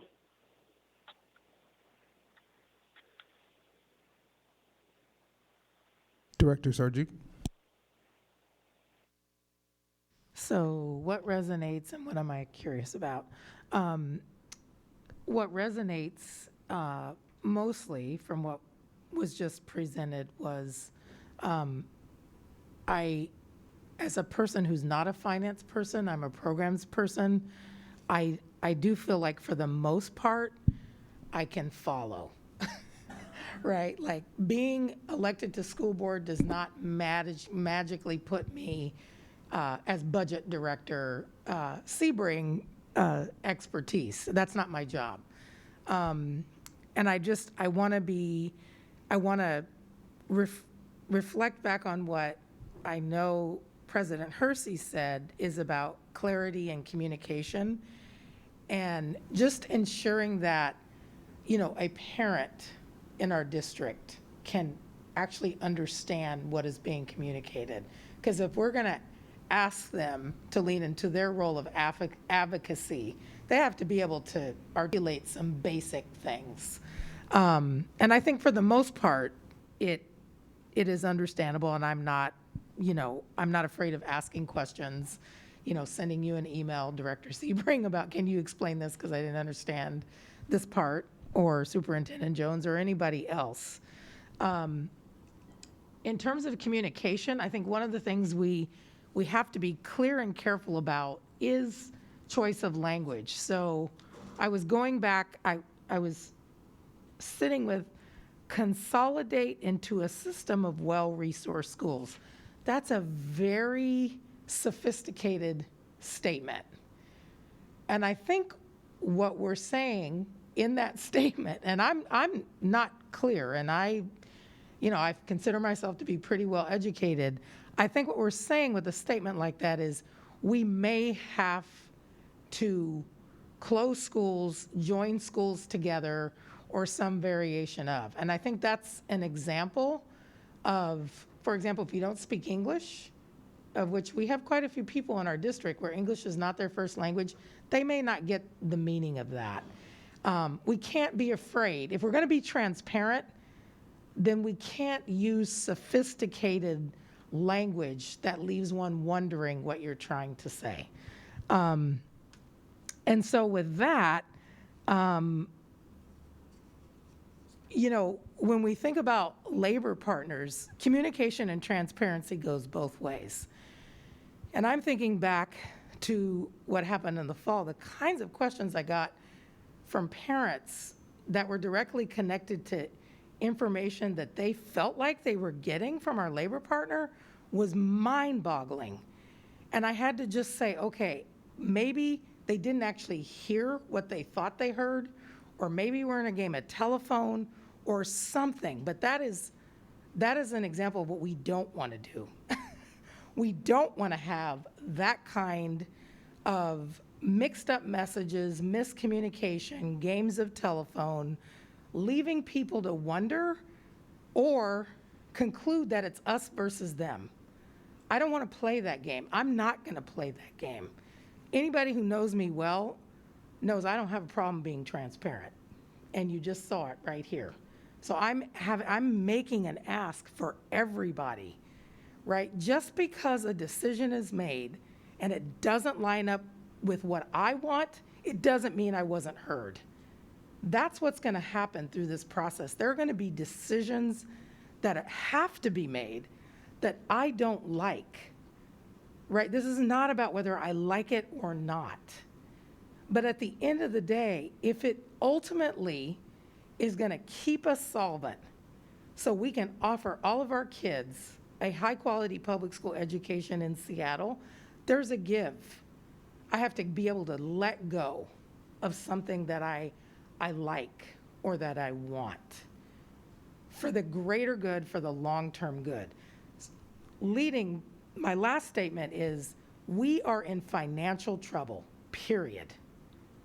We are not in a unique position. King County government is in financial trouble. The city of Seattle is in financial trouble. A lot of public sector government systems are in financial trouble. It does us no good to argue about whether or not. I honestly have to believe you are not faking the numbers, that you are being authentic and that you are being clear. You are presenting a very clear picture about the financial trouble we are in. We owe it to our kids. We don't owe it to school board directors. We don't owe it to the senior level leadership in our district. We don't owe it to teachers. We don't owe it to building leaders. We owe it to our children to get ourselves out of this financial situation for long-term sustainability so we can offer a world-class education. So companies like Microsoft and Google, they don't have to go out of the country because we're doing it right here in this city. And right now, we're not doing it. We are not training our kids to take over and lead in whatever capacity or skill they have to do that. So at the end of the day, we can argue about a couple $1 million. We are in financial trouble, and we owe it to our kids to figure out a way to get out of it.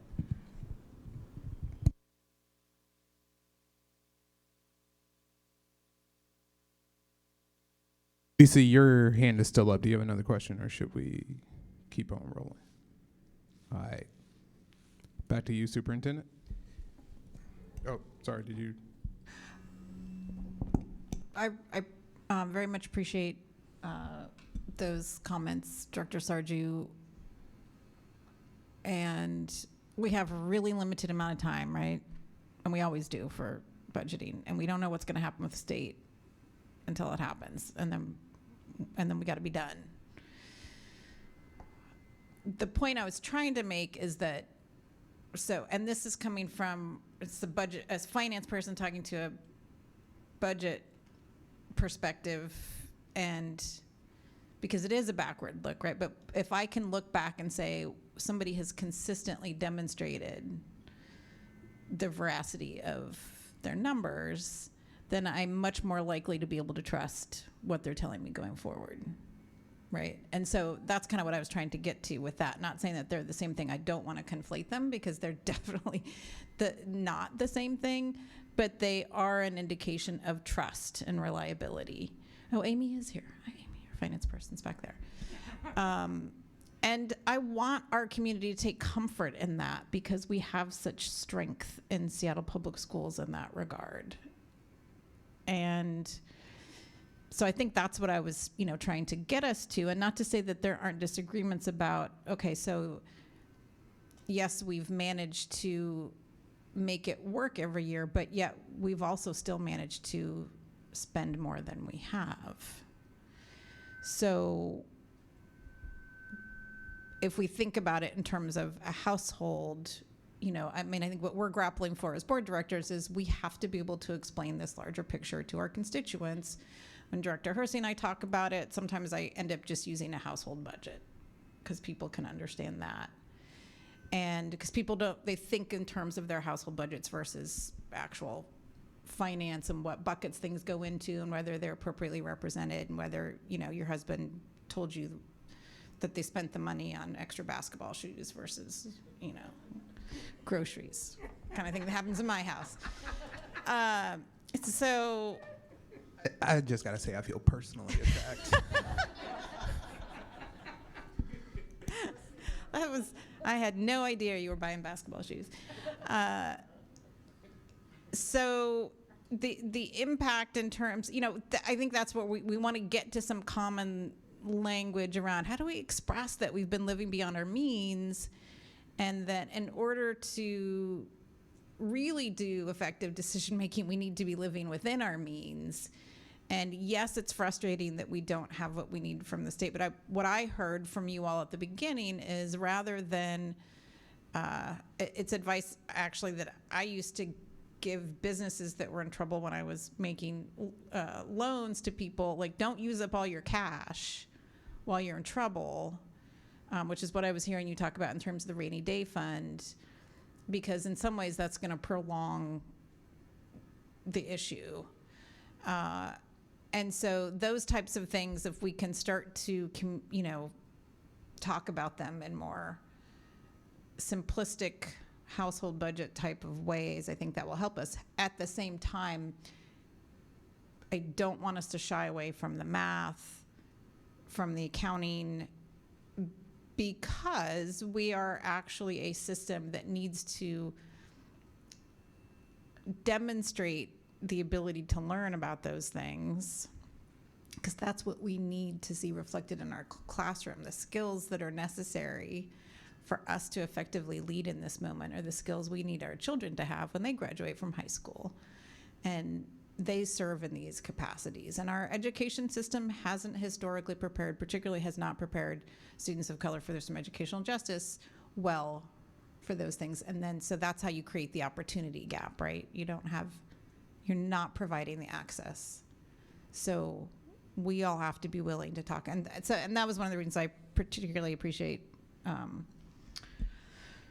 Director Sarju's comments about maybe not having the inherent acumen, and yet there is plenty of evidence of trust that has been built. It's not a situation where we can say, oh, well, there's no trust. We have things that we can point to, and then we can debate about whether or not we're aligning with our values, which I think is where we have to funnel the conversation. That's what I was trying to get to. So I think you'll find this next section having some definition around system of well-resourced schools, and have a graphical representation of what the challenge is right now. So hopefully that's a nice segue to move forward. So I'll ask Fred to kind of tee up this next section. Thank you, and I very much appreciate Director Sarju's advice about being plain-spoken when we talk about well-resourced schools. And this phrase was not meant to soft pedal the fact that built into that is likely a strategy of closing some schools. It's try to focus on, we believe that consolidating into larger schools that have the resources they need is a good strategy, whether you have money problems or not. That continuing to spread what will be thinner resources across a system that's too large is not, that we're proposing that that there are benefits to this, and we're trying to focus on the positive. I would say in this whole sea of numbers, after we do all this, Seattle Public Schools is still going to be a $1.2 billion organization. We have resources. The exercise is to use them as best we can. And if we could advance the slide, we need to recognize that we need to spread those resources serving a smaller enrollment, a projected smaller enrollment. So it makes sense to think about doing that at fewer locations, and have the locations that we prioritize, have all the resources they need and be the best schools they can be. This diagram, we're not going to go into details of this history. It's just the point to show the divergence over the years of our staffing, our spending versus our enrollment and revenue. This highlights enrollment per se. If we just looked at our revenues and our expenditures, it wouldn't look exactly like this, but it would look similar. And that, again, this is part of the rationale for our thinking that consolidating to a system of well-resourced schools makes sense, and that thinking about not 1 year at a time, but multi-year long-range planning to solve a structural problem is what we need to do now. If we could advance it one more. And as I mentioned, Our enrollment planning department is working on finalizing our 10-year enrollment forecast. What this chart shows are the different planning scenarios that they're working with, low, medium, high, and you can see even the high scenario is still pretty flat compared to our historical enrollment. So we believe that, and again, a budget is just a plan, so that we should continue to plan for what our best forecast of the future is, that we probably have declining or fairly flat employment or enrollment for the next 10 years. And our employment has grown, has been steeper than our enrollment, which is one of our problems to solve. So I'm going to ask Dr. Pedrosa to go into, again, the benefits and the thinking behind what consolidating into our ideal school sizes might look like. You can go to the next slide, please. Great. I'm just going to preface this. So we've been having conversations, as Linda mentioned earlier, with PASS, with SEA, and just also really thinking about with central office and the leaders that I support, specifically around how do we look at this as reallocations, readjustments, and reductions, but that it requires us to look at potential consolidation that envisions new ways to support schools that maintain our values and able to provide adequate resources. That is a reality. You know, having served as a school leader for many years in those such schools, resources do get spread thin. So we have to think about, and we're always trying to, we have a lot of great schools that have figured it out over years, but it's really time for us to sort of think through, what does this actually mean when we think about doing, as you said, Director Rankin, how do we revision how we do this? And we don't have all the answers yet. That's why we have to work together on that. So just highlighting this slide a little bit, just developing a system of schools with sufficient enrollment to have a broad spectrum of resources and educational choices, as we mentioned before. Supporting inclusionary practices and services as we shift our instructional model, prioritizing student outcome goals and guardrails within that, optimizing resources in neighborhood schools, and that we are guided by Seattle Public Schools educational specifications that we've outlined and we've shared here in many of board meetings, and then planning for changes specifically for 24-25. Next slide, please. And then how do we think about this in terms of how we're centering our decision making? So this is important for us because I want people to understand that we're utilizing a variety of things and thinking about this, but of course centering policies 0010 and 0030. 0010, for those of you who don't know, was just adopted in this last July, but it is now our flagship instructional philosophy, and making sure that that is centered in the work. That we're also guided by equity analysis to assess impacts, and then work with community and board on guiding principles and parameters, and then apply objective and transparent parameters to identify schools in which to invest and develop. Next slide. And I think this is important because we also know that this is happening very locally around us and nationally. We've seen this in the news, many different variations on how approaches and different approaches that districts are taking. So my wonder is then how do we learn from those similar processes in other districts so that we can not make the same mistakes, right? Leverage Seattle Public School processes for capital planning and attendance boundary adjustments, design engagement and decision-making processes for this spring, and then begin process this fall to really do that work with student voice, families, our school leaders and our educators, our entire community, so that we are making really sound decisions as we move forward. I'm going to pass this to Dr. Jones. Next slide, please. So as we realign to our new realities and student outcome focused governance, what are the inherent opportunities that you all are seeing in this? I know it's challenging to ask what are opportunities when this seems so hard and difficult, but there are inherent opportunities, and I'm just curious as to what the board is seeing as we go forward. So I can hop in immediately.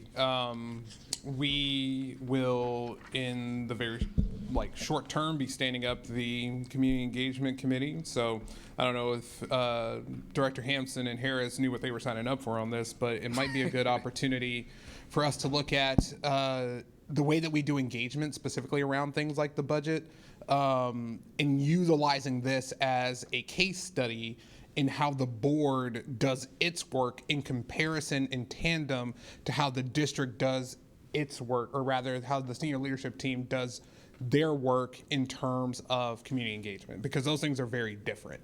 The way that we will have conversations out in community for very good reasons needs to be very different. So that's one piece.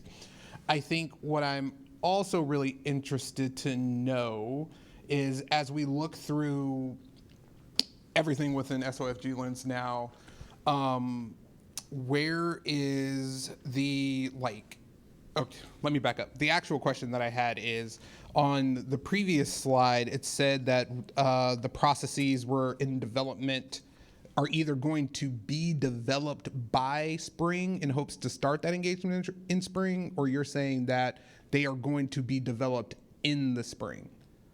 I'm just trying to figure out what's the chicken and what's the egg. Yeah, so we'll design the process in spring to roll forward in fall. Got it. Okay.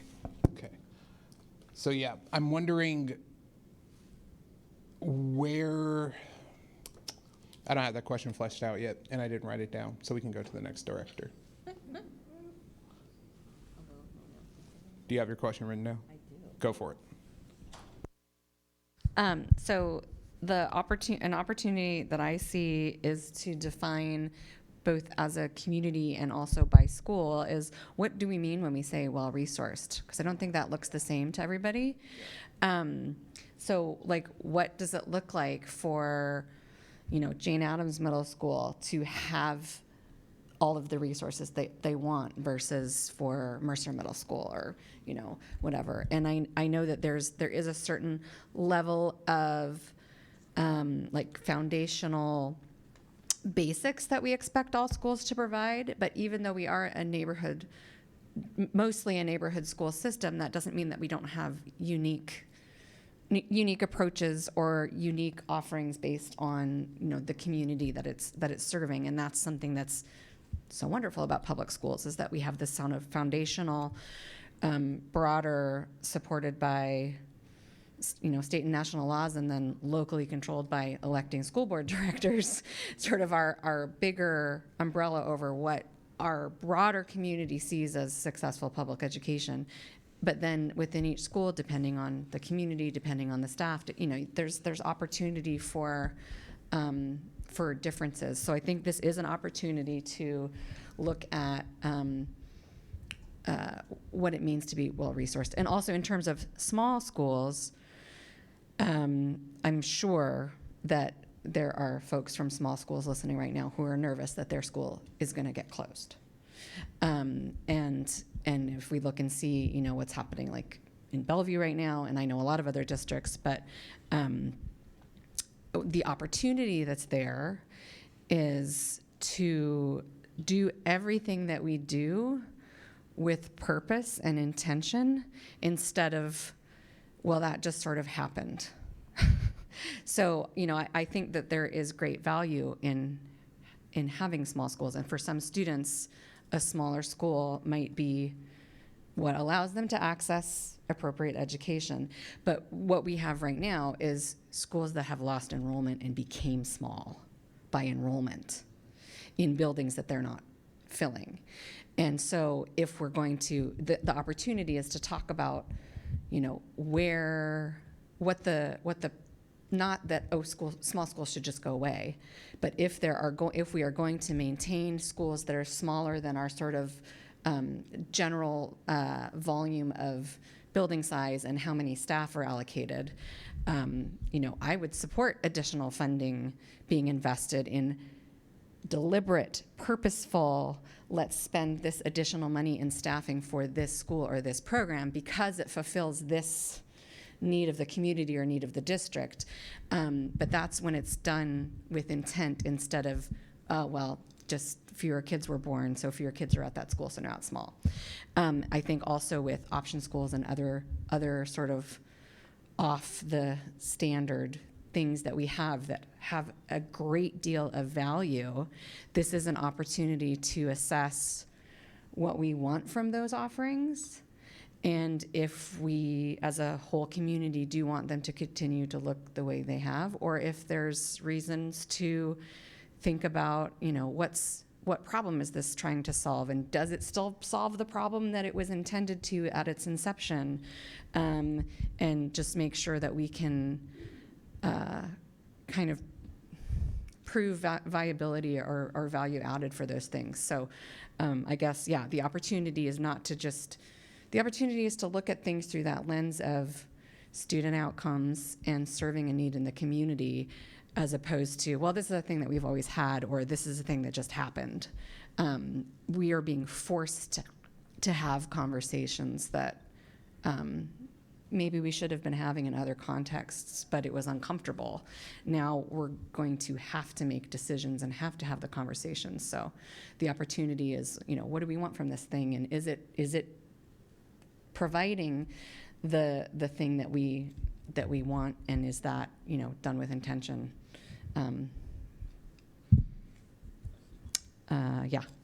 Thanks.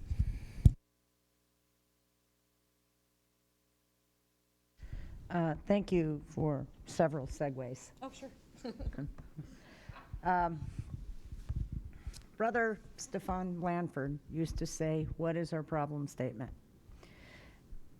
I think we really have to go back to those basics. I think we also need to take a look at history and take a look at the school closure wars and how that divided the community, and how the perception and lack of trust in this district stick to us today. What did we do well then? What did we pooch on a huge basis? And how are we going to do things differently? I know several of y'all were in here when people were throwing stuff and we had to have armed police officers here, and we pitted school communities against each other. Unconscionable. And then when we reopened them all to the tune of $90 million, maybe we should have been listening to some of the folks here in the audience. Maybe the task force and the way that it was set up, and the highly paid consultants, who left with money in their pocket, but maybe not the same kind of results that we actually needed. And if you can tell, there's still a bitter taste in my mouth there, because I'm sick of answering those questions all these many years later. With respect to option schools, which I hate the term, the alternative schools, I submit to you, and anybody that knows me knows that I am a huge alternative school supporter. I submit to you, we have alternative schools now that are no longer alternative. And why don't we belly up to the bar and admit it? And determine what is the definition of alternative schools, and to the extent that we need to reevaluate our boundaries to address that, or why we have two language immersion schools sitting right next to each other. Well, because we've always done it that way, and you had successive boards, et cetera, et cetera. That's the opportunity here, is to get real serious about acknowledging the fact that our students are not widgets, that there have been some extraordinarily stupid decisions made in the past, and that we have the intestinal fortitude and courage to fix some of this stuff. And if we don't acknowledge the fact that we can talk all we want about the race and equity tiering and everything else, and I don't know the answers to this, and Lord knows far smarter people than I have taken a look at it, and we've got no solutions on the horizon. But when we fund staff positions by PTSA money or booster clubs or, then we're not being honest. We're not being honest. And has there been progress in terms of the consortium of folks raising money and divvying it up? Absolutely. But that's not our money. But we have to own the results of this. And again, decades in the making. And if somebody comes at me with, well, Title I schools get more money, blah, blah, blah, blah, blah, and it really evens out, I submit to you, it does not in the public perception. And I will lose what little is left in my mind with that argument because it's a fallacy. So, definitions. Are we going to invite the community in on task forces? We've lost a lot of task forces, and I understand the problems with task forces in terms of representation, etc. But don't we then leave ourselves open that, well, you know, SPS administration really doesn't want to hear from the unwashed out there in the community. They don't do task forces anymore. They've rolled those all back. So there's a dozen really difficult questions that are going to have to be answered with fewer staff. We're already kicking the heck out of y'all down here, and there's going to be a lot fewer of you in order to do this work. And it's all really difficult, nasty work. But, you know, if we've got the courage to belly up to the bar and say, what is the definition of an alternative school? Which of our schools that we presently have now really aren't? What are our principles? How are we going to meet the needs of non-comprehensive school kids? And Linda will laugh at me probably in a moment when I say middle college, show me please on the spreadsheet how many lives have been saved and what value are you applying to each one of those lives? Because I can definitely get you over 50. I don't know what that equates to. But those 50 are very cool young adults, and they're taxpayers, and I'm counting on them to, you know, help in my retirement.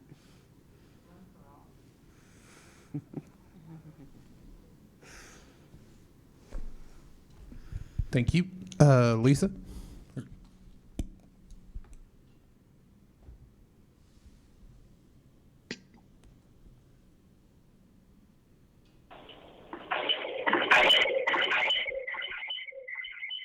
Take just a sec. We're getting a little feedback.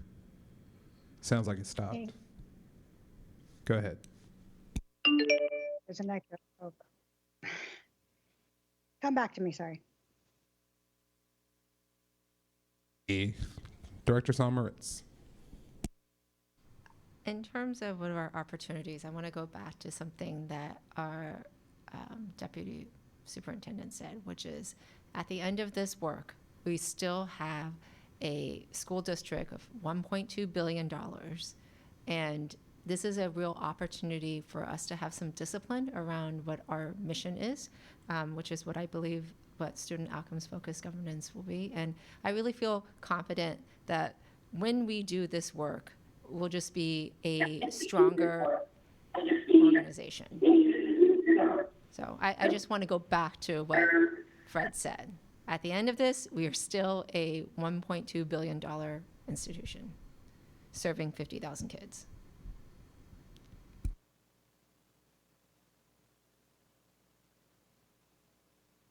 You ready, Director Rivera-Smith?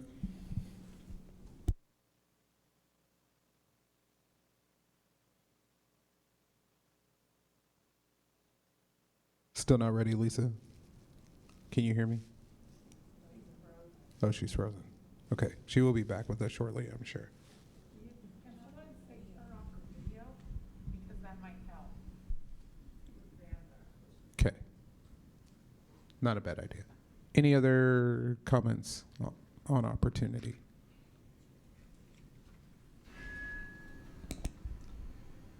As difficult as it is, I believe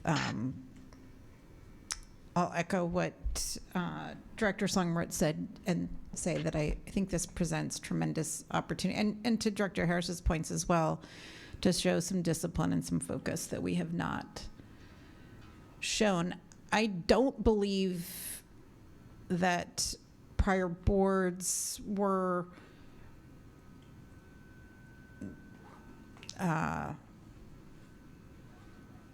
that there was any negative intent. I think they felt they were doing right by kids, creating programs, not making any trade-offs, throwing a lot of stuff in there, and it's been some time that we haven't really had a lot of really good data about how to do public education well.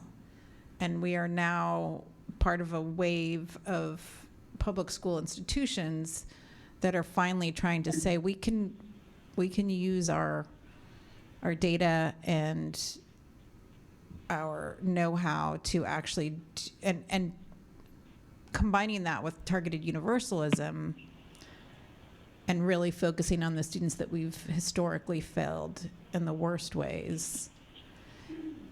The opportunity to really have that unequivocal focus is, I believe, is brighter. It's a brighter opportunity when there isn't as much noise. When we're not, and it's possible we may end up, there may be things where like we got to bring that back, but we've not put ourselves in the situation of understanding that. And there's,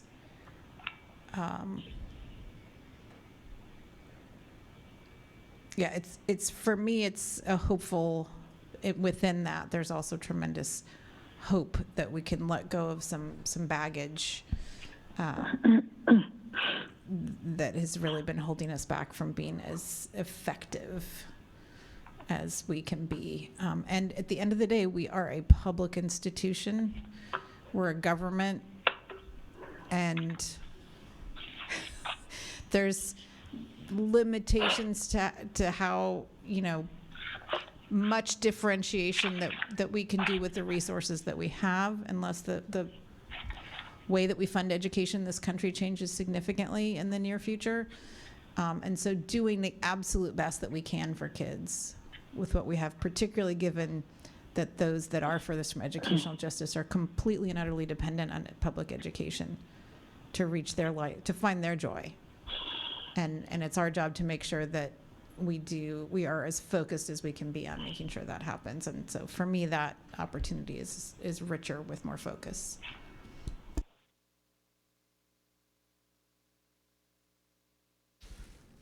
Director Rivera-Smith, are you ready now? Can you hear me? Yes. Was that a yes? Yes. I can't explain how bad the audio is. I'm sorry. And if I missed this, whatever I'm going to say here, you guys might have already discussed and talked about it, and I didn't hear it right. So apologies if that was what I'm about to say was already covered. But I believe, Dr. Hersey, you asked about the engagement from a previous slide, and I don't see them now, so I don't know exactly which slide it was. But you asked about the timeline for that. My question is more about the specificity of the engagement. Does this mean when we take our decisions out to community just to inform them? Is this about shared decision making? Because there's different ways of defining community engagement, but one of them is, of course, shared decision making. So, and I think Dr. Sargent asked at the beginning of this meeting, like, what is the pathway for people, for families, stakeholders to affect what we're doing here, to be involved, and I don't know if she asked this part too, but what is it we want from them? Like, because I know there are things that are very much like site specific, very even classroom specific, that aren't things that we're necessarily tackling as we make these huge decisions. But what are those ways that people can advocate effectively for their communities and for their schools? and then knowing that, I think will help not waste a lot of people's times, and not on both ends, on people, on community and on the district, trying to take it in and make use of it. So having that kind of clarity. I'm trying to frame this in the idea of your question, which was, what are the opportunities in regards to student-focused governance? So I'm looking at guardrail 1, and I think someone had already mentioned that is also pertinent to what we're doing here, and that's that the superintendent will not allow school and district initiatives to go forth without engaging students of color, further some educational justice on their families, following stakeholder engagement principles that are utilizing current adopted best practices. I don't think that's recent, actually. I got that one from the website. I think we changed that, didn't we? Anyhow, but it's still, the general idea is still the same about engaging with students and families for this educational justice. And I haven't heard a lot about that tonight, about how there's engagement with students and where student voice is going to be coming into these decisions, because they are ultimately the ones we're doing this for and who are going to be affected by whatever cuts we need to make. So I'd like to know more about that. I'm also curious if the participatory budgeting, I don't know what it's called, a committee or group, has been involved in this too, and if that's ongoing or if that's was done last year and you're just kind of using what you gathered from that time. But that was also something that this board was utilizing just for this exact purpose. So I haven't heard anything about that either. So those are my questions and comments. Thank you.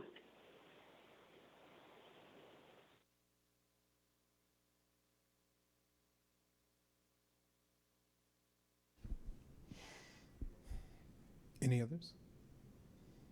Okay. All right, so for these last few slides, we'll talk about communication, hopefully to capture some of the immediate concerns about how people will be informed. So if you can go to the next slide, please. So we're going to be having information sessions hosted by our finance team and school leadership. We want to make sure that to the extent that we can, and we've tried to embody that we have transparency about what information is shared and where the district needs feedback.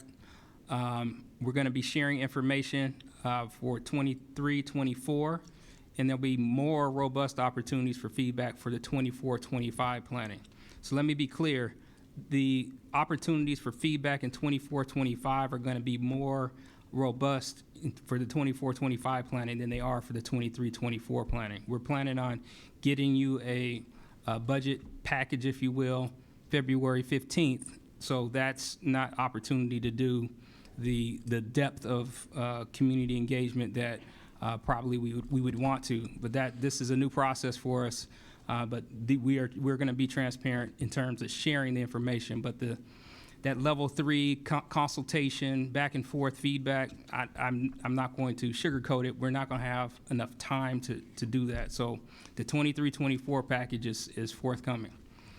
And you all can give guidance on that differently, but that's our reality in terms of what our capacity is. Next steps,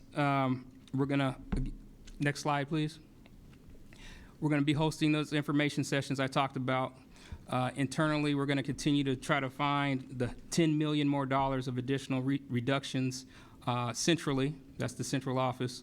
We're gonna have conversations with our legislators regarding our funding shortages for special education, transportation, and other pieces. And then we're gonna have continued conversations with our labor partners. And so that's the high and low of it. And if we go to the next slide, we can show you the calendar. This has the specificity around what those next steps are. We let out in slide 5 earlier in the deck with the high level pieces, but this is some more detail about what's forthcoming. So we'll stop right there. I know we threw a lot at you. We try to have a combination of narrative and graphical representation. We try to give opportunity to hear you all around your wants, wishes, desires, fears, and concerns and needs. I think, I don't know what kind of grade we give ourselves, but we did go pretty deep tonight, and I think this was healthy. Again, our objective is to try to get our game plan in front of you so you can see what we're trying to do, why we're trying to do it, the rationale behind it, and then get your feedback and guidance from a governance perspective around what we need to be sensitive to, what we need to show you as we go forward. So I don't have any more to say on the matter, but I want to give President Hersey the opportunity to close out and/or solicit any more thoughts from the board in terms of kind of closure and how do we bring this home. Absolutely. So just first, thank you to staff for engaging with us on that conversation. This is not easy for anybody involved. And I think that like the true sentiment that like I'm leaning on really is coming from Director Samaritz is like at the end of the day, like we are managing a school district that is bigger in many ways than the metropolitan area of my hometown and has a budget that is bigger as well. So when we think about the like scary word that closures or consolidation are, it is really easy to think about it in terms of our individual experiences, right? As a student who is like facing the reality that their educational situation might change, as a parent who is facing that reality, as a school board director who is facing the reality of what those conversations are going to look like, cortisol levels go up. But what we also must remember that in this state, we are incredibly fortunate with the amount of money that we have resourced to our schools. Is it enough? By no means. We still have a responsibility to do what we can with what we have and deliver as many outstanding services as possible. I think that for us as a board, where we have a lot of work to do is to figure out the best way for us to go give a clear understanding to as many of our constituents as possible about what is happening and what is not. And it's just going to be critical that we have those conversations. So like, as we stand up that community engagement committee, it's not just limited to the 3 directors that are gonna be on it. I would highly encourage anybody who has the time to come join us, because that is where a lot of this like heady work is going to take place in terms of figuring out what is the communication strategy. Like, we have been hit over the head so many times about like your communication support.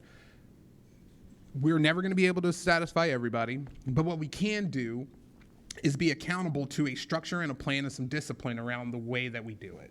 And at the end of the day, if we can do that, I think that where we land is going to be where we land, and it'll largely be better than what the alternative of, you know, Chris Reitdahl coming down here and telling us what to do would be. The last thing I would say is that as a board, our main focus is vision and values. And the big piece about vision, and we have to be looking forward, right? The decisions that we are making right now are going to impact every Seattle Public Schools student that has not been here yet. We have to have a school district that is well-resourced, balanced, and that can continue to accept students. And that is our primary objective. Educating students, yes, but also being open so that we can teach students. So in my opinion, we have to continue to figure out for us, and this board might be in a position to where boards down the line look back at us and they really screwed up on that one, okay. But we have to really figure out what are the actual metrics that we are going to be like holding ourselves accountable to as we take votes on what the superintendent is putting in front of us. And how do we stay consistent about communicating to community what those metrics are and how we are going to be making those decisions. Go ahead, Director Harris. What we didn't talk about was that this Saturday, there is a school fair right here in this room and out front. And first of all, they're a blast. It gives you an opportunity to chat with students, families, but most importantly, our extraordinary educators. And if you ever wondered what they're doing, which school is doing what, bring a big bag with you, because the literature has come along so far in the last 6 years. And it's an opportunity to hear the boots on the ground from all of our stakeholders, and more importantly, it's fun. So if we're going to cut programs, let's know about the programs et cetera, that we're going to cut. Indeed. Thank you for that reminder. Go ahead. Thank you. I have one very quick, very specific thing related to this last slide, which is I've asked about before. HR begins displacement process for SEA staff. The words that we use really matter a lot, and I don't know if displacement is something that's legally required or an HR standard term, but displacement is something taking the place of another and pushing it out, and that's not actually what happens during that process. What happens is where enrollment is, where need is, staff who is employed by the district, not an individual school, may be more needed somewhere else. And so calling it displacement sets it already as a negative subtraction or some kind of, it feels unfair, a pushing out.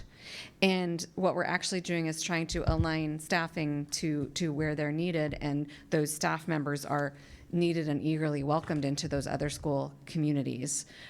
So I don't know if there's a different way that we can talk about that doesn't when I hear displacement, it makes me want to grab the table, don't push me out of here. And that's just, I don't know.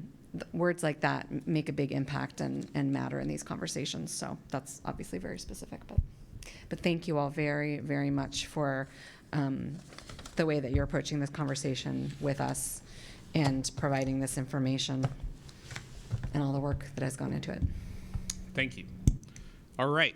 With that being said, given that there is no further business on the agenda, this meeting stands adjourned at 7 p.m. Have a safe and wonderful weekend, everyone, and we will see you when we see you.